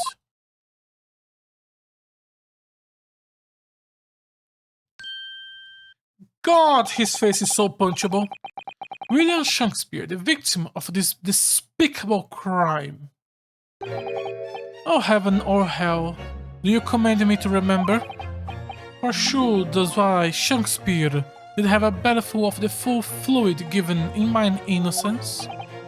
Yes, but as was revealed in yesterday's proceeding, the witness is not as innocent as we have perhaps first led to believe. By using bars of soap such as this, it has been stealing gas from the supply company, yes. One may smile and be a villain. For sure, for does I, Shakespeare, did have a roomful of the sweet fool given. That's right, fellow juries, don't forget, this man is a rotten thief. I don't forgot, kept all that about the ice coins a tight secret that you should have opened up sooner. Arrest him, I say, arrest him at once, and let him feel the sting in my tail. Oh, indeed. But didn't a vile and coward means have I plotted to further my own ends, I confess. Though one does not pardon sins, of that I am sure. If you acknowledge your wrongdoing, what exactly are you doing here? Cowards die many times before their deaths. And for a coward such as I, death will be well deserved. But could it be that still a greater crime passed unpunished? For lo, the hairy-faced gentleman of the fire. What the fuck are you doing, my dude? Why are you doing cardio in the middle of the courtroom? For the hairy-faced gentleman of the farther east, that Verona did contrive to poison. Then Verona did contrive to poison me. Objection! There was no poison in the tea found in your room. The police have attested to that. What the defense would assert as an inconsistency will quickly be cleared up by the witness testimony. Is that not so, Mr. Shakespeare? Very lie, my liege. I would most gladly speak. Very well, let the witness testify to explain the inconsistency. Tell the court why that the poison apparently entered your body through none was found in the tea.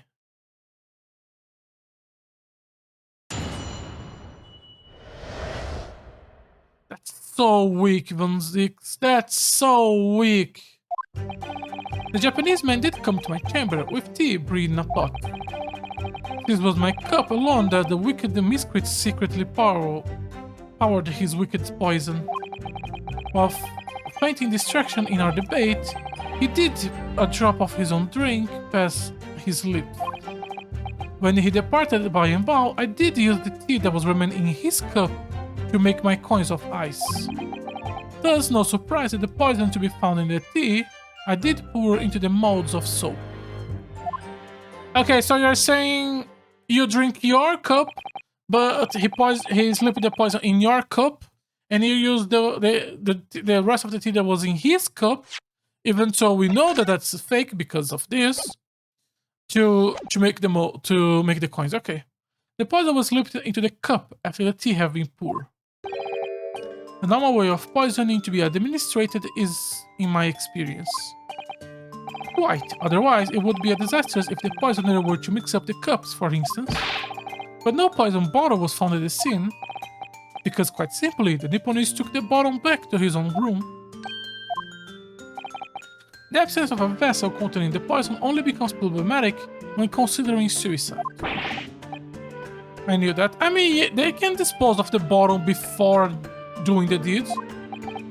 By now, it should be perfectly clear. A bottle or two of cheap soap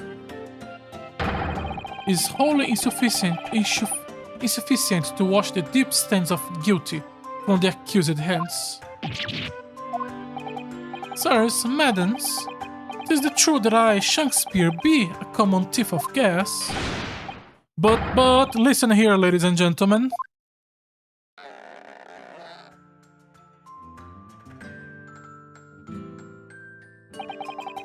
Wherefore would I lie? Verily, I have no cause. I have naught to lose.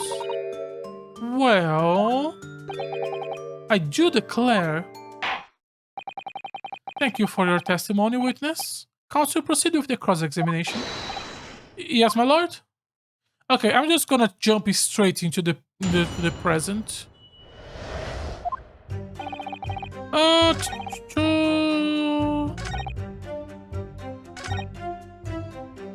Okay. Let's just rip off the band-aid. You claim Mr. Natsume didn't drink a drop of tea on the night in question, and that he used the tea that was left in his cup to make your fake coins. But that's not possible. How? Choplog. What is this? You claim field? The two tickets from the scene, one used by the victim and the other by the defendant. Have a clear difference between them, but they represent incontrovertible proof. Incontrovertible? What difference? So you didn't know about it. Look at the inside of the cups. Just here, there is a clearly visible ring.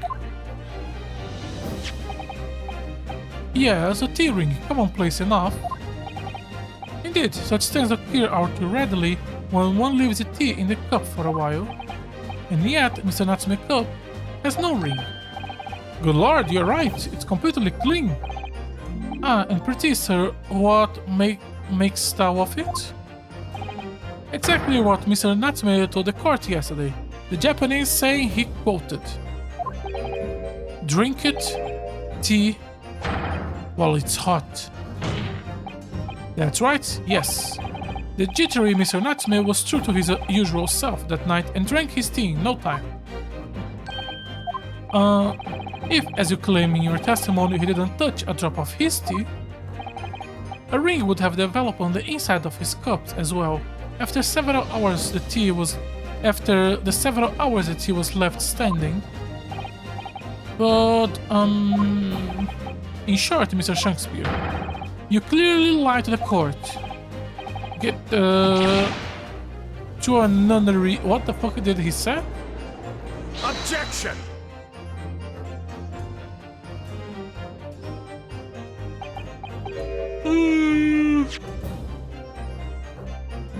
No, that's not what I wanted. Get to a nunnery? I don't know what a nunnery is. Nunnery.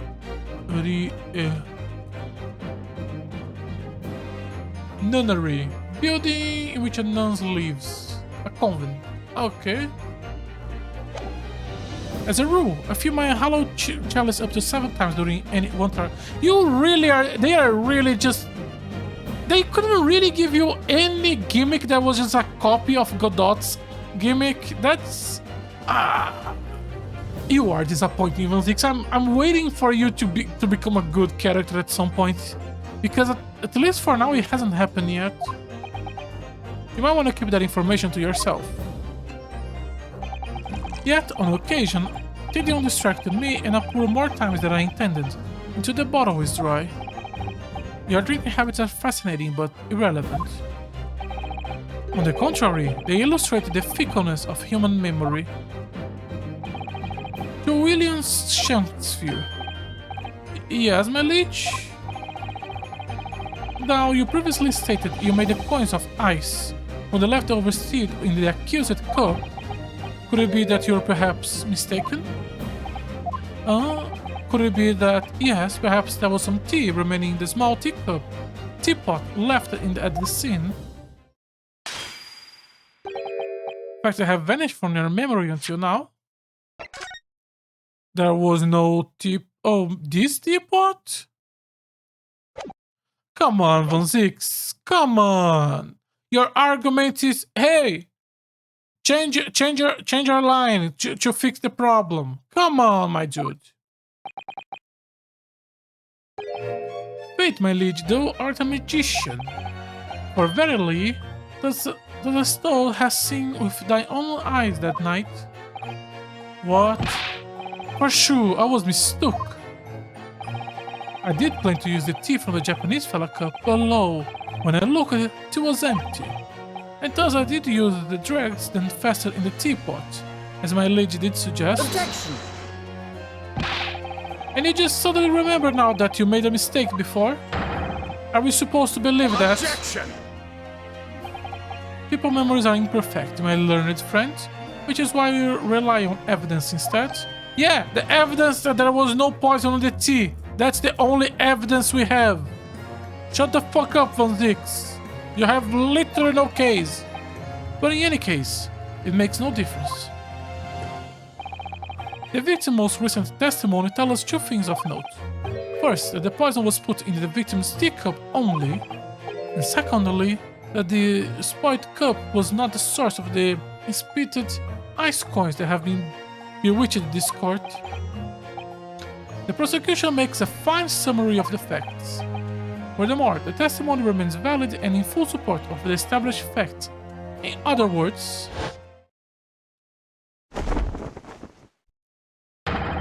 the inconsistency claimed by the defense simply does not exist. What does this mean then? I do declare, apart from the bit about the tipping, yes, obviously, My lords, ladies, and gentlemen of the jury, I do solemnly swear, after I did dine at the Grumpy Grabbery Ale House that night, you didn't. Not did pass my lips, but the black tea given by the Japanese whose back be stupid as low as death. And what did you dine, sir? Why, I did partake in my favorite, a broth, as would be called soup, and a leaf, as would be called salad. As insalubrious as a menu as establishment where it was served. But you gods will give us some faults to make us men. Willingly would I suffer what punishment is here fit to serve a wicked gas of thief of gas, but I pray you wise and noble fellas, never forget the simple truth. That was one thing and this be another. Jurors all, your humble servant Shakespeare, thou entreat to you, punish the Japanese fellow for his sins. My lord! If I may speak, my lord? Yes, Mr. Foreman? I believe we have been dumped by that rotten defense lawyer. Come on, my dude! By me, I do declare you may be right. We all know the wife there was making coins of ice to keep himself warm. But the lawyer lad says if he's stealing gas, he deserves a dose of poison, huh? He's been leading us up the garden path, that's what he's been doing. I really never said anything like that. But what we just heard from the victim there has opened our eyes again. We reach a decision this time and we won't be swayed from it. The court acknowledged the position of the jury foreman and will duly hear the jury's finding. But no, you can't yet. Ladies and gentlemen of the jury, you will state your decision now. Guilty! I haven't even finished doing the cross-examination. Guilty. Guilty. He amended his testimony. I have the right to continue examine it. Jurors, come on, this shit is weak. Come on. I hereby declare the jury to be in one accord. Oh, happy day. How is this happening? My lord, the defense asserts its right to carry out summation examination. Very well, the court upholds the defense right. Typical, my learned friend is unable to accept the obvious truth, even though every single time it was false. This trial will therefore enter its second summation examination immediately. Jurors, the court calls upon each of you to state the grounds upon which you find the defendant guilty of the crimes which he is charged.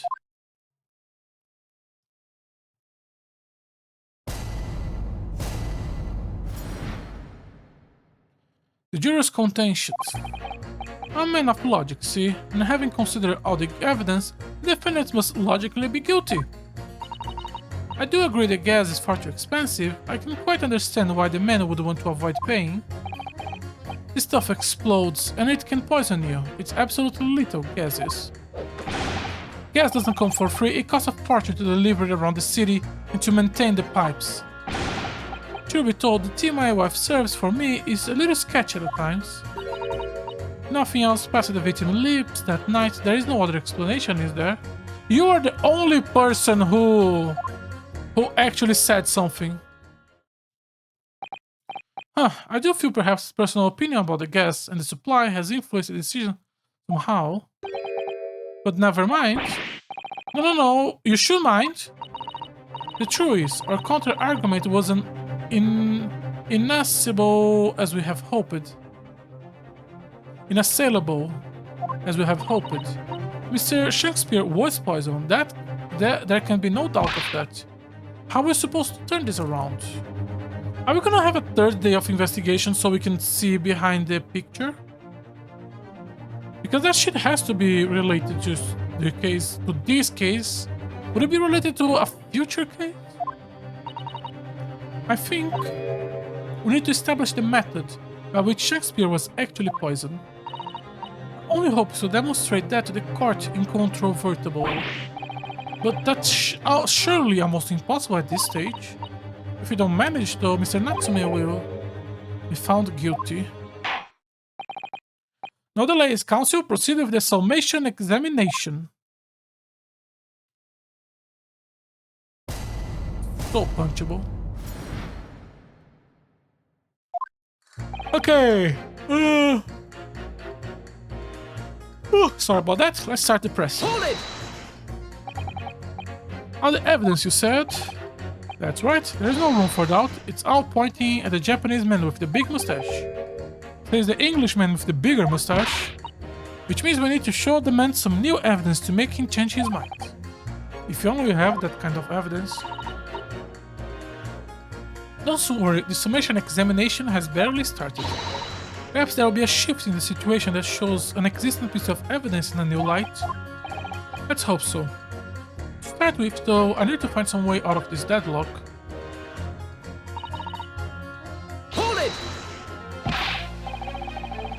This is not the time or place to be discussing the price of gas, madam. But really, think of the injustice. Air is gas, air is free. Why should Atamont gas cost money? It makes my blood boil. I can feel myself become more ruthless than ever. That isn't a time or place to be ruthless. This isn't the time or place to be ruthless either. I might interject here. Yes, madam. Since my fellow juror takes issue with the price of our company charges for gas, but it's precisely because of tips like this man that the costs go up. Oh, what a beastly man. That uncapped mustache, those hunched shoulders, poisoning tea and stealing gas. Utterly unforgivable. No. Mr. Natsume isn't the one stealing the gas. I'll thank you not to go adding on more crimes. Mr. Natsume hasn't been poisoning tea either. Well, anyway, I quite made my mind. Made up as the price of the gas. Did it change? Stuff that exploded and it can poison you. It's absolutely lethal. Gas, that is. Hold it! Could you please talk about the poison rather than the gas, do you think, sir? Well, if you like, I mean, to be honest, I take poison over gas every time.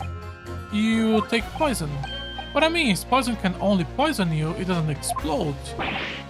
Goodness, what are you talking about? Set him straight, please, lawyerman.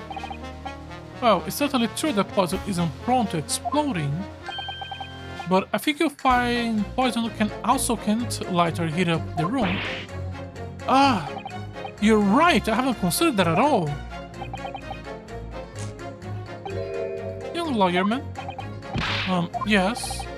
You have a good head on your shoulders. We could use someone like you as our company legal representative. Well, I wasn't expecting to pick up more business in the middle of a trial, that's for sure.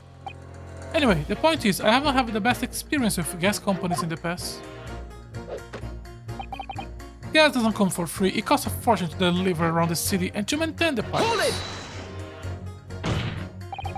Can you please refrain from all this talk of gas? There is an hour of attack underway here in case you haven't noticed, against my company gas. And I suppose to sit here and take it? I don't think so. She's really buzzing now. All I have heard about our wonderful fuel is explosions and poisonings. What about electricity? What about getting electrocuted? Oh my god! Electrocuted. What about that? That's not how you say it. A little explosion here and there is nothing in comparison. Any explosion could hardly be described as nothing, madam. Nevertheless, the thief of your gas is deplorable. My point exactly, but the gas thieves aren't even the worst of our enemies. We have far more devils reprobates to contend with on daily basis, you know. More devious hood, madam. Other gas companies, of course. Other gas companies, not quite what I was expecting. We generate gas and deliver it to our customers fair and square. Indeed, nobody's questioning that, madam. Altamont is an exemplary gas company. Exemplary. But there are others unscrupulous gas company here in London that doesn't even have any gas at all. What? But if they don't have any gas, how do they go about selling it to people?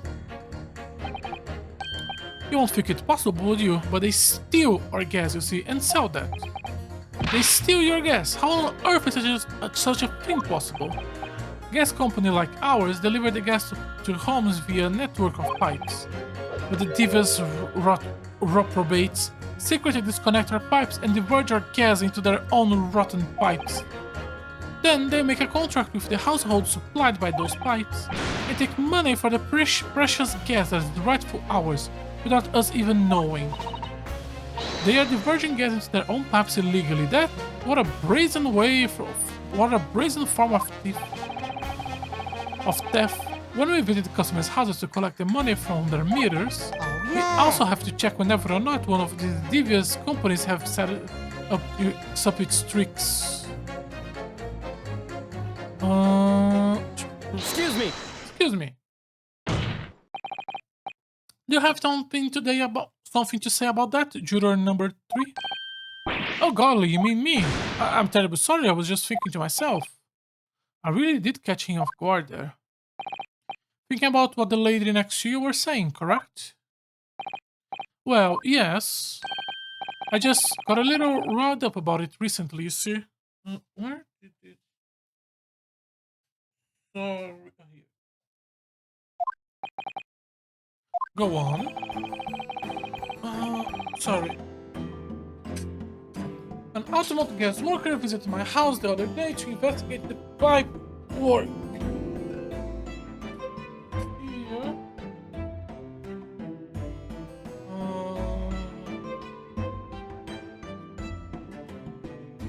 Sorry. We need to ask for your cooperation while we carry out a secret check of your property, sir, the fella said. So I let him in, and do you know what he said? He did? I'm afraid I have no idea. Please tell us. He proceeded to take one of my lights off the wall. Then he grabbed the exposed mouth of the pipe and started blowing into it. What do you think you're doing, young man? You're giving away company secrets here. Oh, please, everyone knows, but it was very nearly the death of me, I can tell you. What do you mean? I'll explain if you don't mind.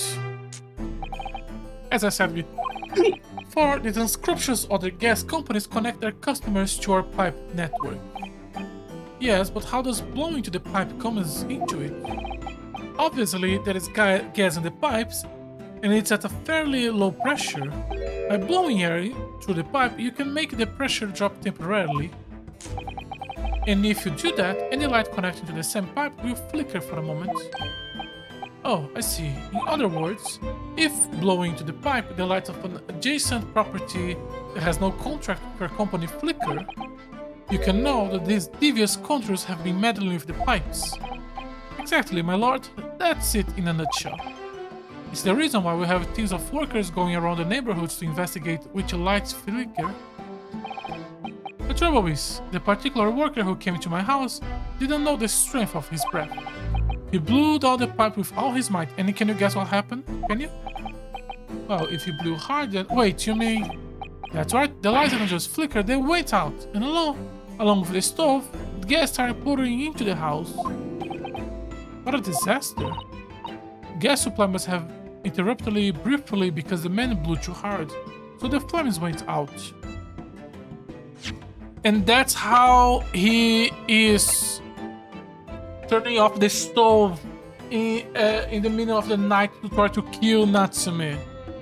The gas supply was interrupted briefly because the man blew too hard, so the flames went out. I'm afraid I yelled at the fellow. Are you trying to kill us all? I said.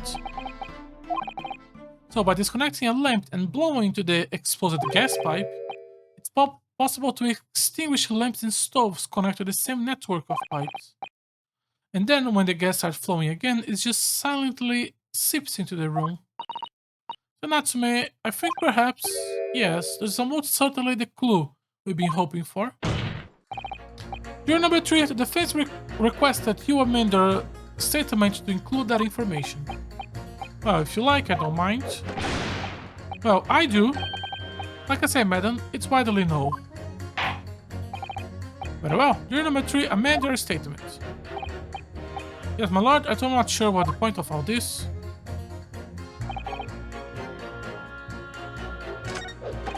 Yes, okay. I still don't know where to use this. I don't think it's going to be with this. But we'll see. To be told, my teeth are still Hold it! sketchy.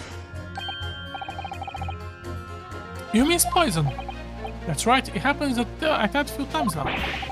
That's most troubling indeed. Yeah, it's always days like this. This one when I don't get any wages. I get in at tea time, see? And I see her doing it, my wife. She gets that devilish look on her face and she slips some white powder into my cup. And you drink it anyway. I was brought up proper, I was. If someone gives you a cup, you drink it. What happened to you? What it tastes like? It was cut awful, believe you me. Salt as hell.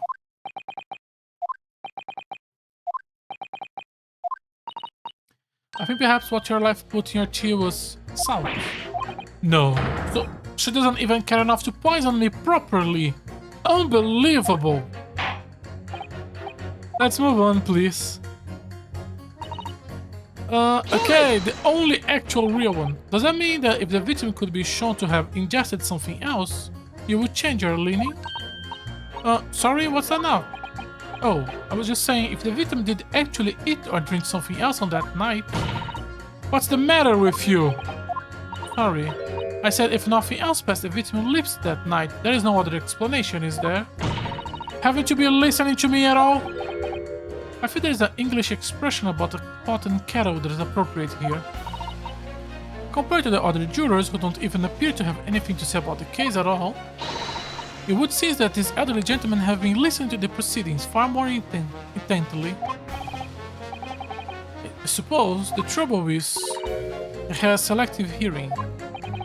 Exactly, but still, this juror may well be the key to the breakthrough that we so desperately need. This is hopeless. There is no way to appeal to these people.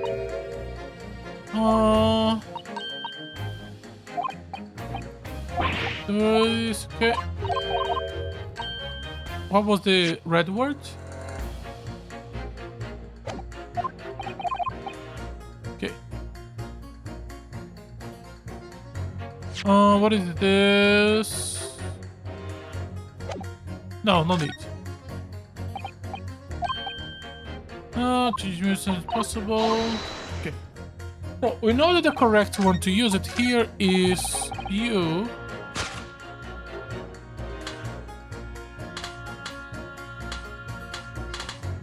I'm gonna go with you too. That was my original idea. Two statements don't think with one another. A lot of familiar deal must have checked. Okay, wasn't that?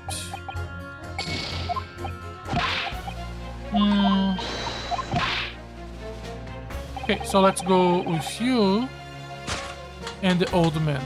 Objection! Yeah. The two statements clearly contradict each other. Good gracious! To whose statements do you refer, Consul? Juror number 6. Did you hear what juror number 3 just said?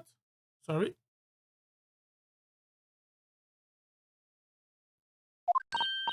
Well, yeah, of course. I heard him mumbling about something or another. There is another explanation here, I believe. Something besides Mr. Natsume's tea did, in a matter of speaking, pass through the victim's lips on the night in question. What explanation? I wonder, did the police check the mouth of the gas pipe feeding the wall light at the scene? To see if there was any traces of poison there? I was curious to see what your floundering would result in this time, but the mouth of the gas pipe. Scotland Yard has enough to do without exploring such irrelevances. What a piece of work is a man. What are you trying to say, Mr. Shakespeare? What speaks thou? For tea, is it not strange and strange? That is what I say to tea, sir. I thought I would be quite clear. I have been quite clear, but let me put it in another way. The strychnine could have been the mouth of the gas pipe that feeds the wall lamp on your room. And that is how the poison came into your body. Good lord. Yeah, that would work if he was blowing the pipe to try to kill Natsume.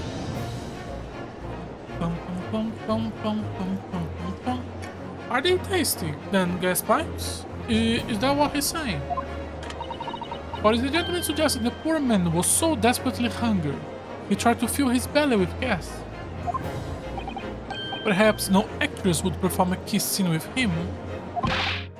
For sure, madam, speaking thy fancy. I assure you, I'm not such a buffoon that I have to kiss pipes. Objection!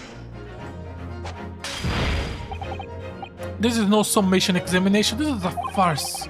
The prosecution will not stand for any more of my learned Nipponese friend's conjecture. To begin with, the lamp in the victim's room is high on the wall.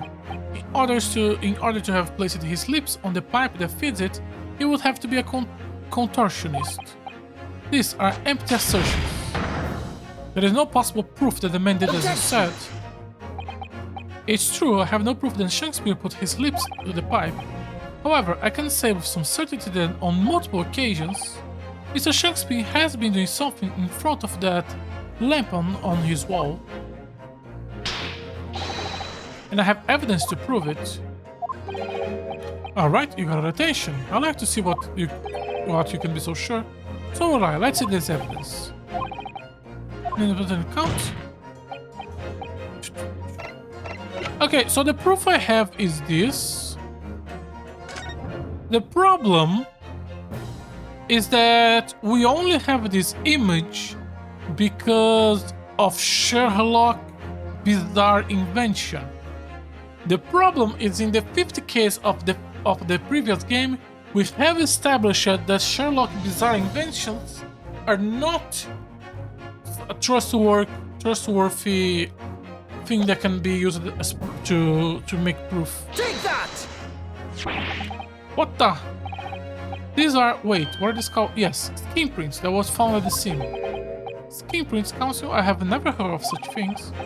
The Justice Ministry is currently assessing whether or not to permit fingerprints as evidence in court, however. My lord, it is an exciting new forensic technique developed by the great detective, Mr. Sherlock Holmes. He reviews all of the places Shakespeare touched in his work. I never saw anything like it. I mean, that's black magic, isn't it? Well, if anyone could invent something like this, it's the great Holmes fella, that's for sure. I agree. This month's edition of Engineering Terms was quite fascinating. We found screen prints in many places that would expect table, costumes. However, Mr. Shakespeare also appeared to have been touching some very unexpected places in his room. For example, here, around the hanging picture there, indeed, multiple handprints appear to be visible. Well, I wonder, could he have been appreciating the artwork, perhaps? At first, my colleague and I thought the same, however. Imagine standing with your hands where those prints are, and you would find yourself directly in front of... Oh! I don't believe it! The gas lamp! So, the reason why isn't it immediately obvious, it's clear that Mr. Shakespeare has regularly been standing with his hand to the wall in front of that lamp. Right, what have you been up to, you nut? I asked the court to recall juror number 4 statement. Me, what did I say? You said blowing into the gas pipe would make the lights in the entire room flicker. And now, if you recall juror number 3 statement, when the gas worker who visited his home blew with too much force into the pipe, it caused all the lights and gas stove to go out, and the gas to start leaking into the rooms. Obviously, the incident was an accident, however, the simple fact is, if Mr. Shakespeare were to blow hard into the gas pipe here in this room, he could have extinguished every other light and gas stove in the building at will. Are you suggesting this man purposely caused the gas to...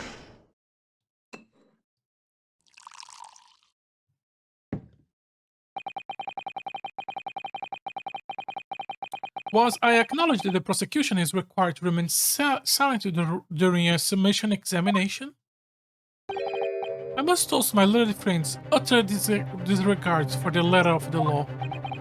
What is the meaning of this, Lord Van Zix? The curious photograph or whatever it is presented by the detective, so-called skin prints, clearly that cannot be accepted as any form of usable evidence in this case.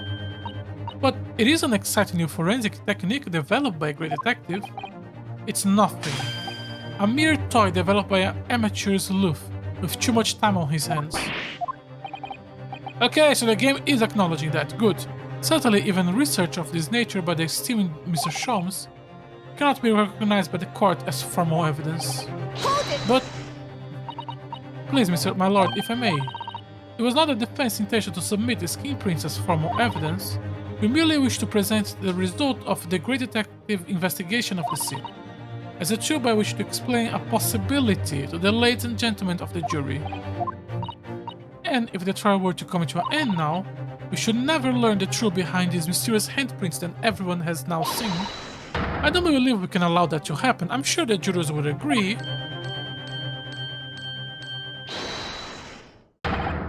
You're right. Whether those strange handprints are a significant clue or not, it's down for us to decide.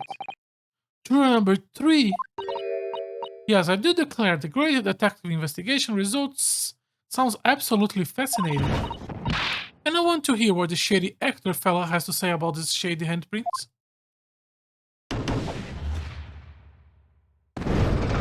Are we not gonna acknowledge the fact that Natsume's stove keeps getting turned off at night? What's the matter with you two? That was foolhardy.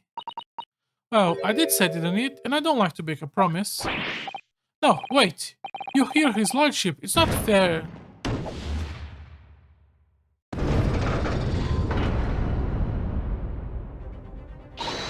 Oh, well done, Mr. Naruto. If just one more junior changes his or her mind, Mr. Natsume trial will have to continue. Thank you, Mrs. Sato. I couldn't have done without you. Oh no, it was you who identified the clue after all. This is very much your success. Heh. Why, Mr. Shakespeare, you seem to be losing your composure. Just one more junior, Mr. Naruto. You can do it. Very well. Continue, counsel.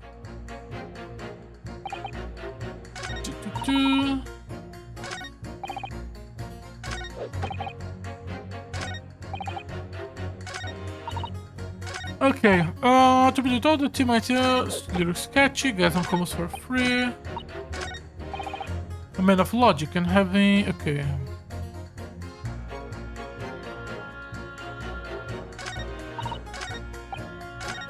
Nothing...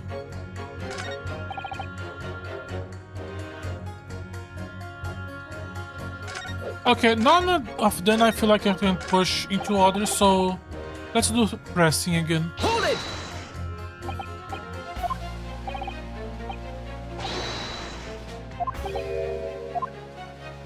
Okay, nothing new. What, your so-called skin prints? It's an exciting new forensic investigation technique developed by the great detective himself.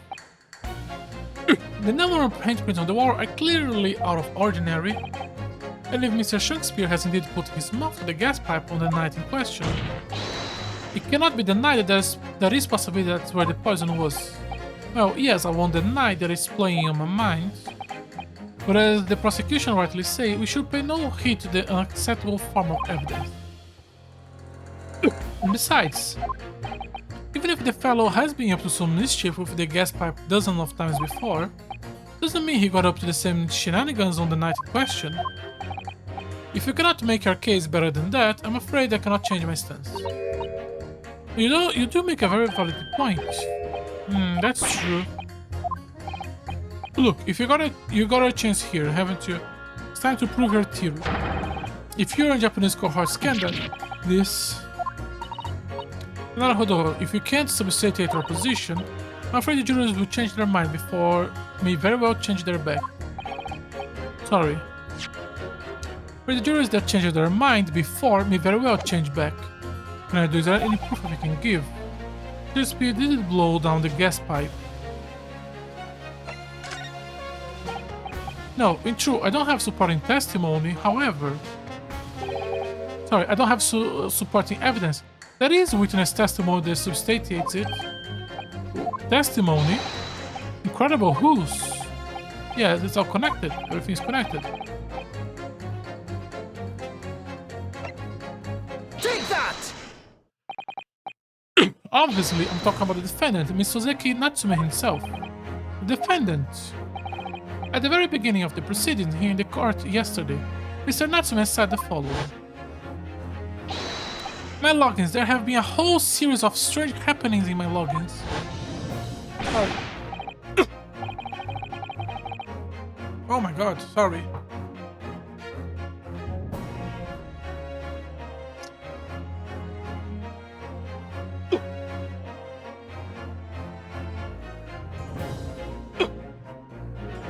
Even on that fateful night it happened, when I returned from Mr. Shakespeare's room, I lit my gas stove and climbed into my bed, but before long, the stove went off, and someone tried to kill me.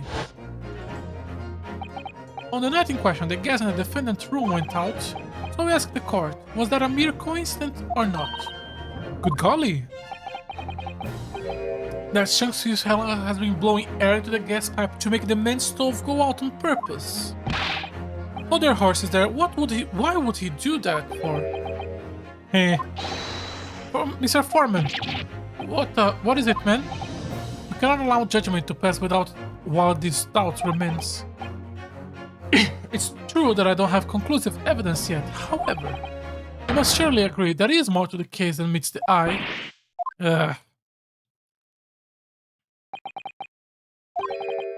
enough, like I said at the outset, I'm a man of logic first and foremost.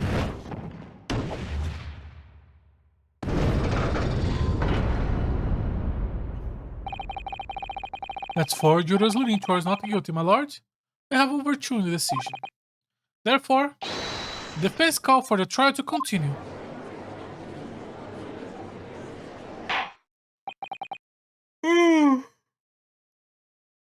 As the defense has rightfully indicted, the summation examination has concluded with a majority of the jurors altering their decisions.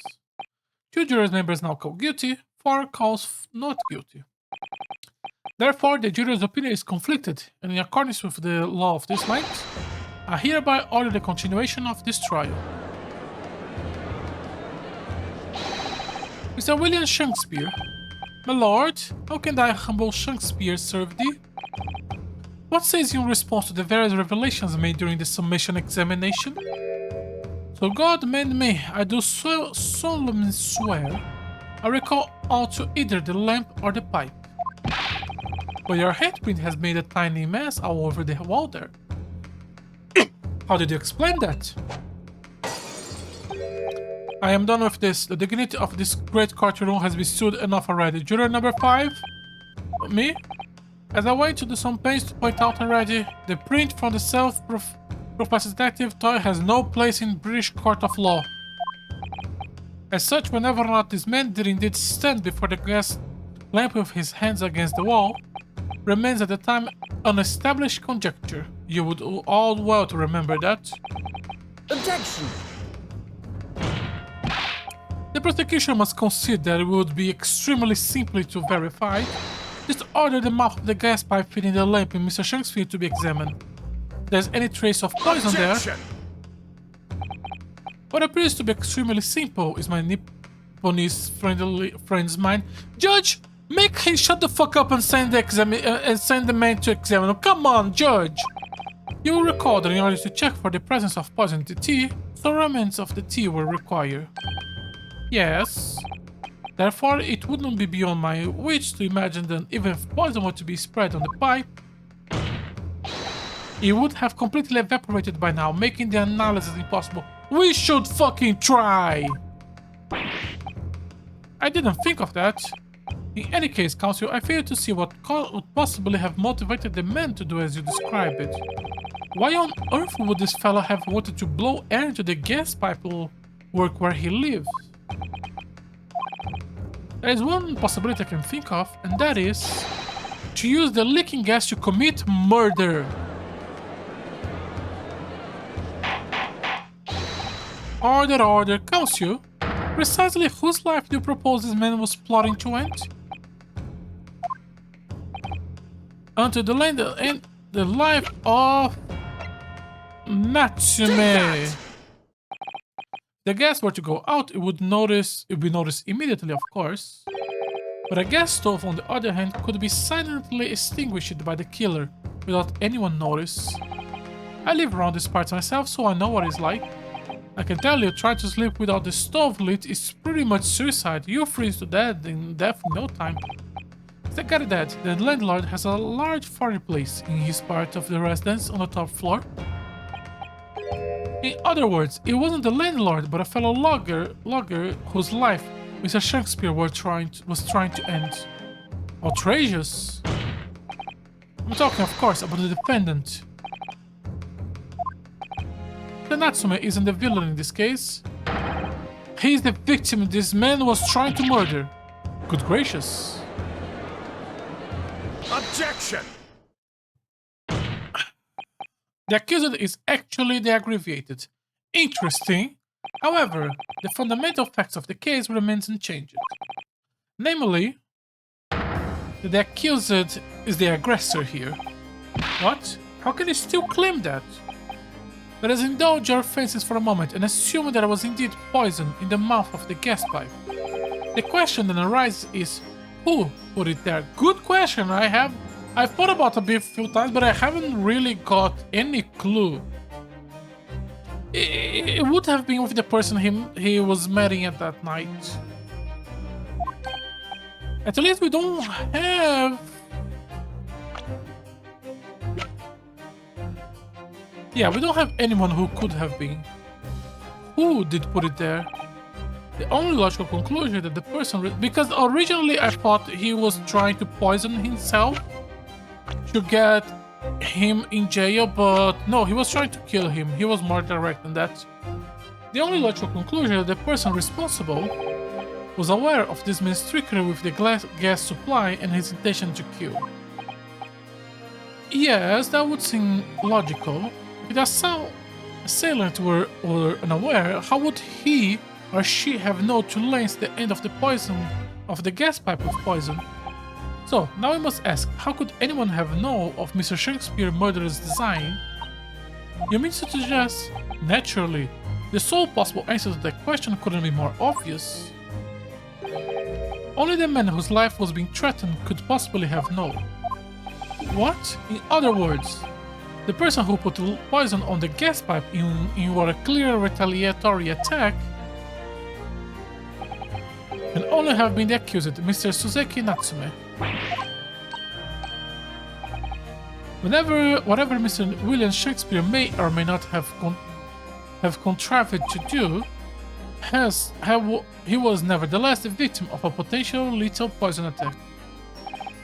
And the only person who could possibly have perpetrated that attack is the accused, Mr. Natsume. There was a bit of a lag there. The defense counsel theorizing has failed to avert suspicion from the accused. Far from it. In fact, now that a clear motive for the poisoning has been successfully established, that suspicion is greater than ever. Would you not agree, my Nipponese friends?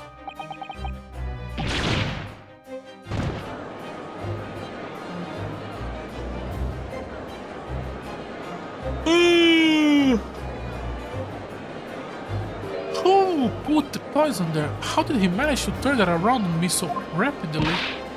Naruhodo, you must not respond. Otherwise, the members of the jury may very well change their leaning against us again.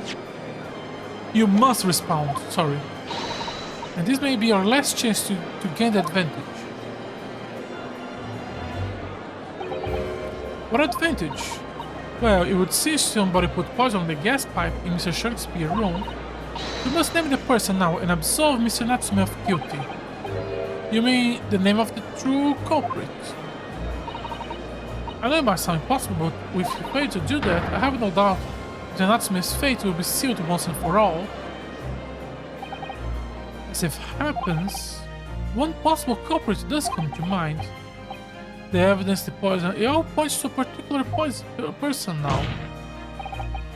The prosecution calls for the jury to consider their leanings again.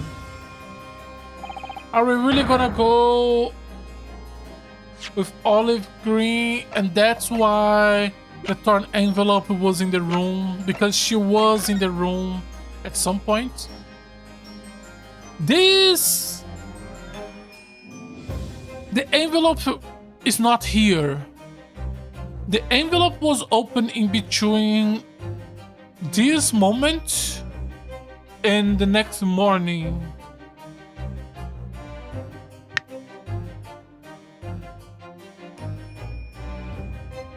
Why would she open the letter?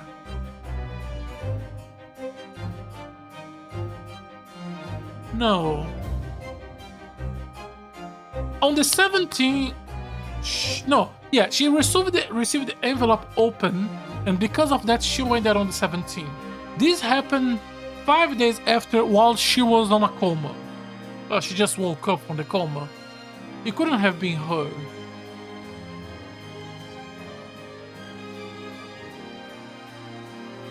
But she is connected. She was in this room, so I do think we should go with her. If not that, no. Duncan Rose, but Duncan Rose is dead. I'll trust you make the correct choice this time, Mr. Foreman. Oh, don't worry, we know.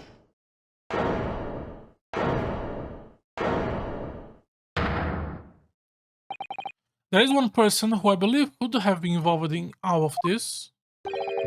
The true culprit of this crime. The true culprit? A term found only in second-rate novels featuring third-rate great detectives, my Nipponese friend.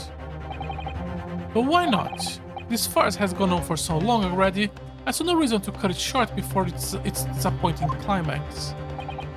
Thank you. Tell us, my Nipponese, what is your latest theory? Who is the culprit? It has to be her. I cannot think of anyone. I don't think it's her, but I don't know anyone else who could we use here.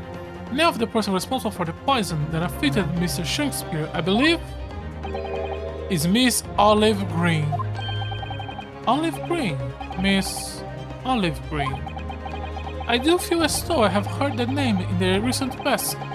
Council, but I don't recall. Is Olive Green the woman from 6 days ago? The victim of the recent case of the stabbing on Briar Road. Incident for which Mr. Natsume was arrested, I hasten to add. Of course, yes, Miss Green. She was left comatose for 3 days, I believe, but I heard she regained consciousness 2 days ago.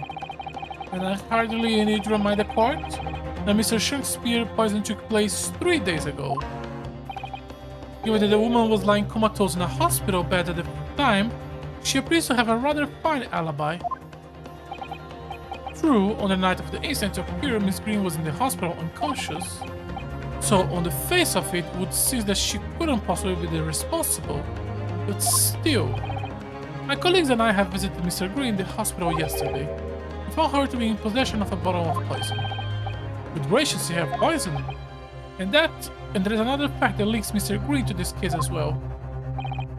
The defense requests that she brought to the witness stand in order to explain the details to the court. Tell Mr. Shakespeare. Oh, pray, what be thy biding? Are you acquainted with Miss Green? Oh, no, never heard of her.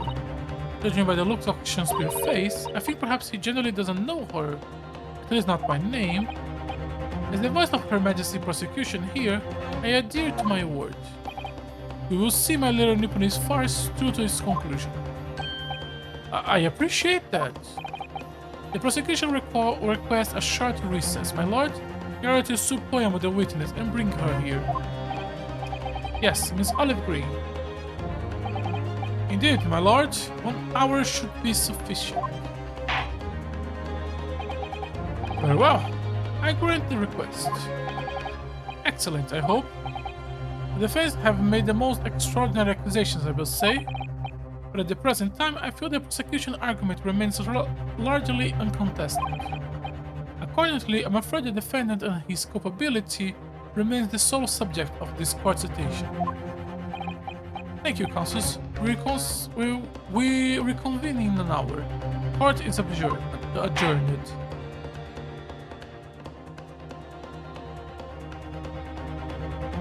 To be continued, and that is a great place for us to stop for today.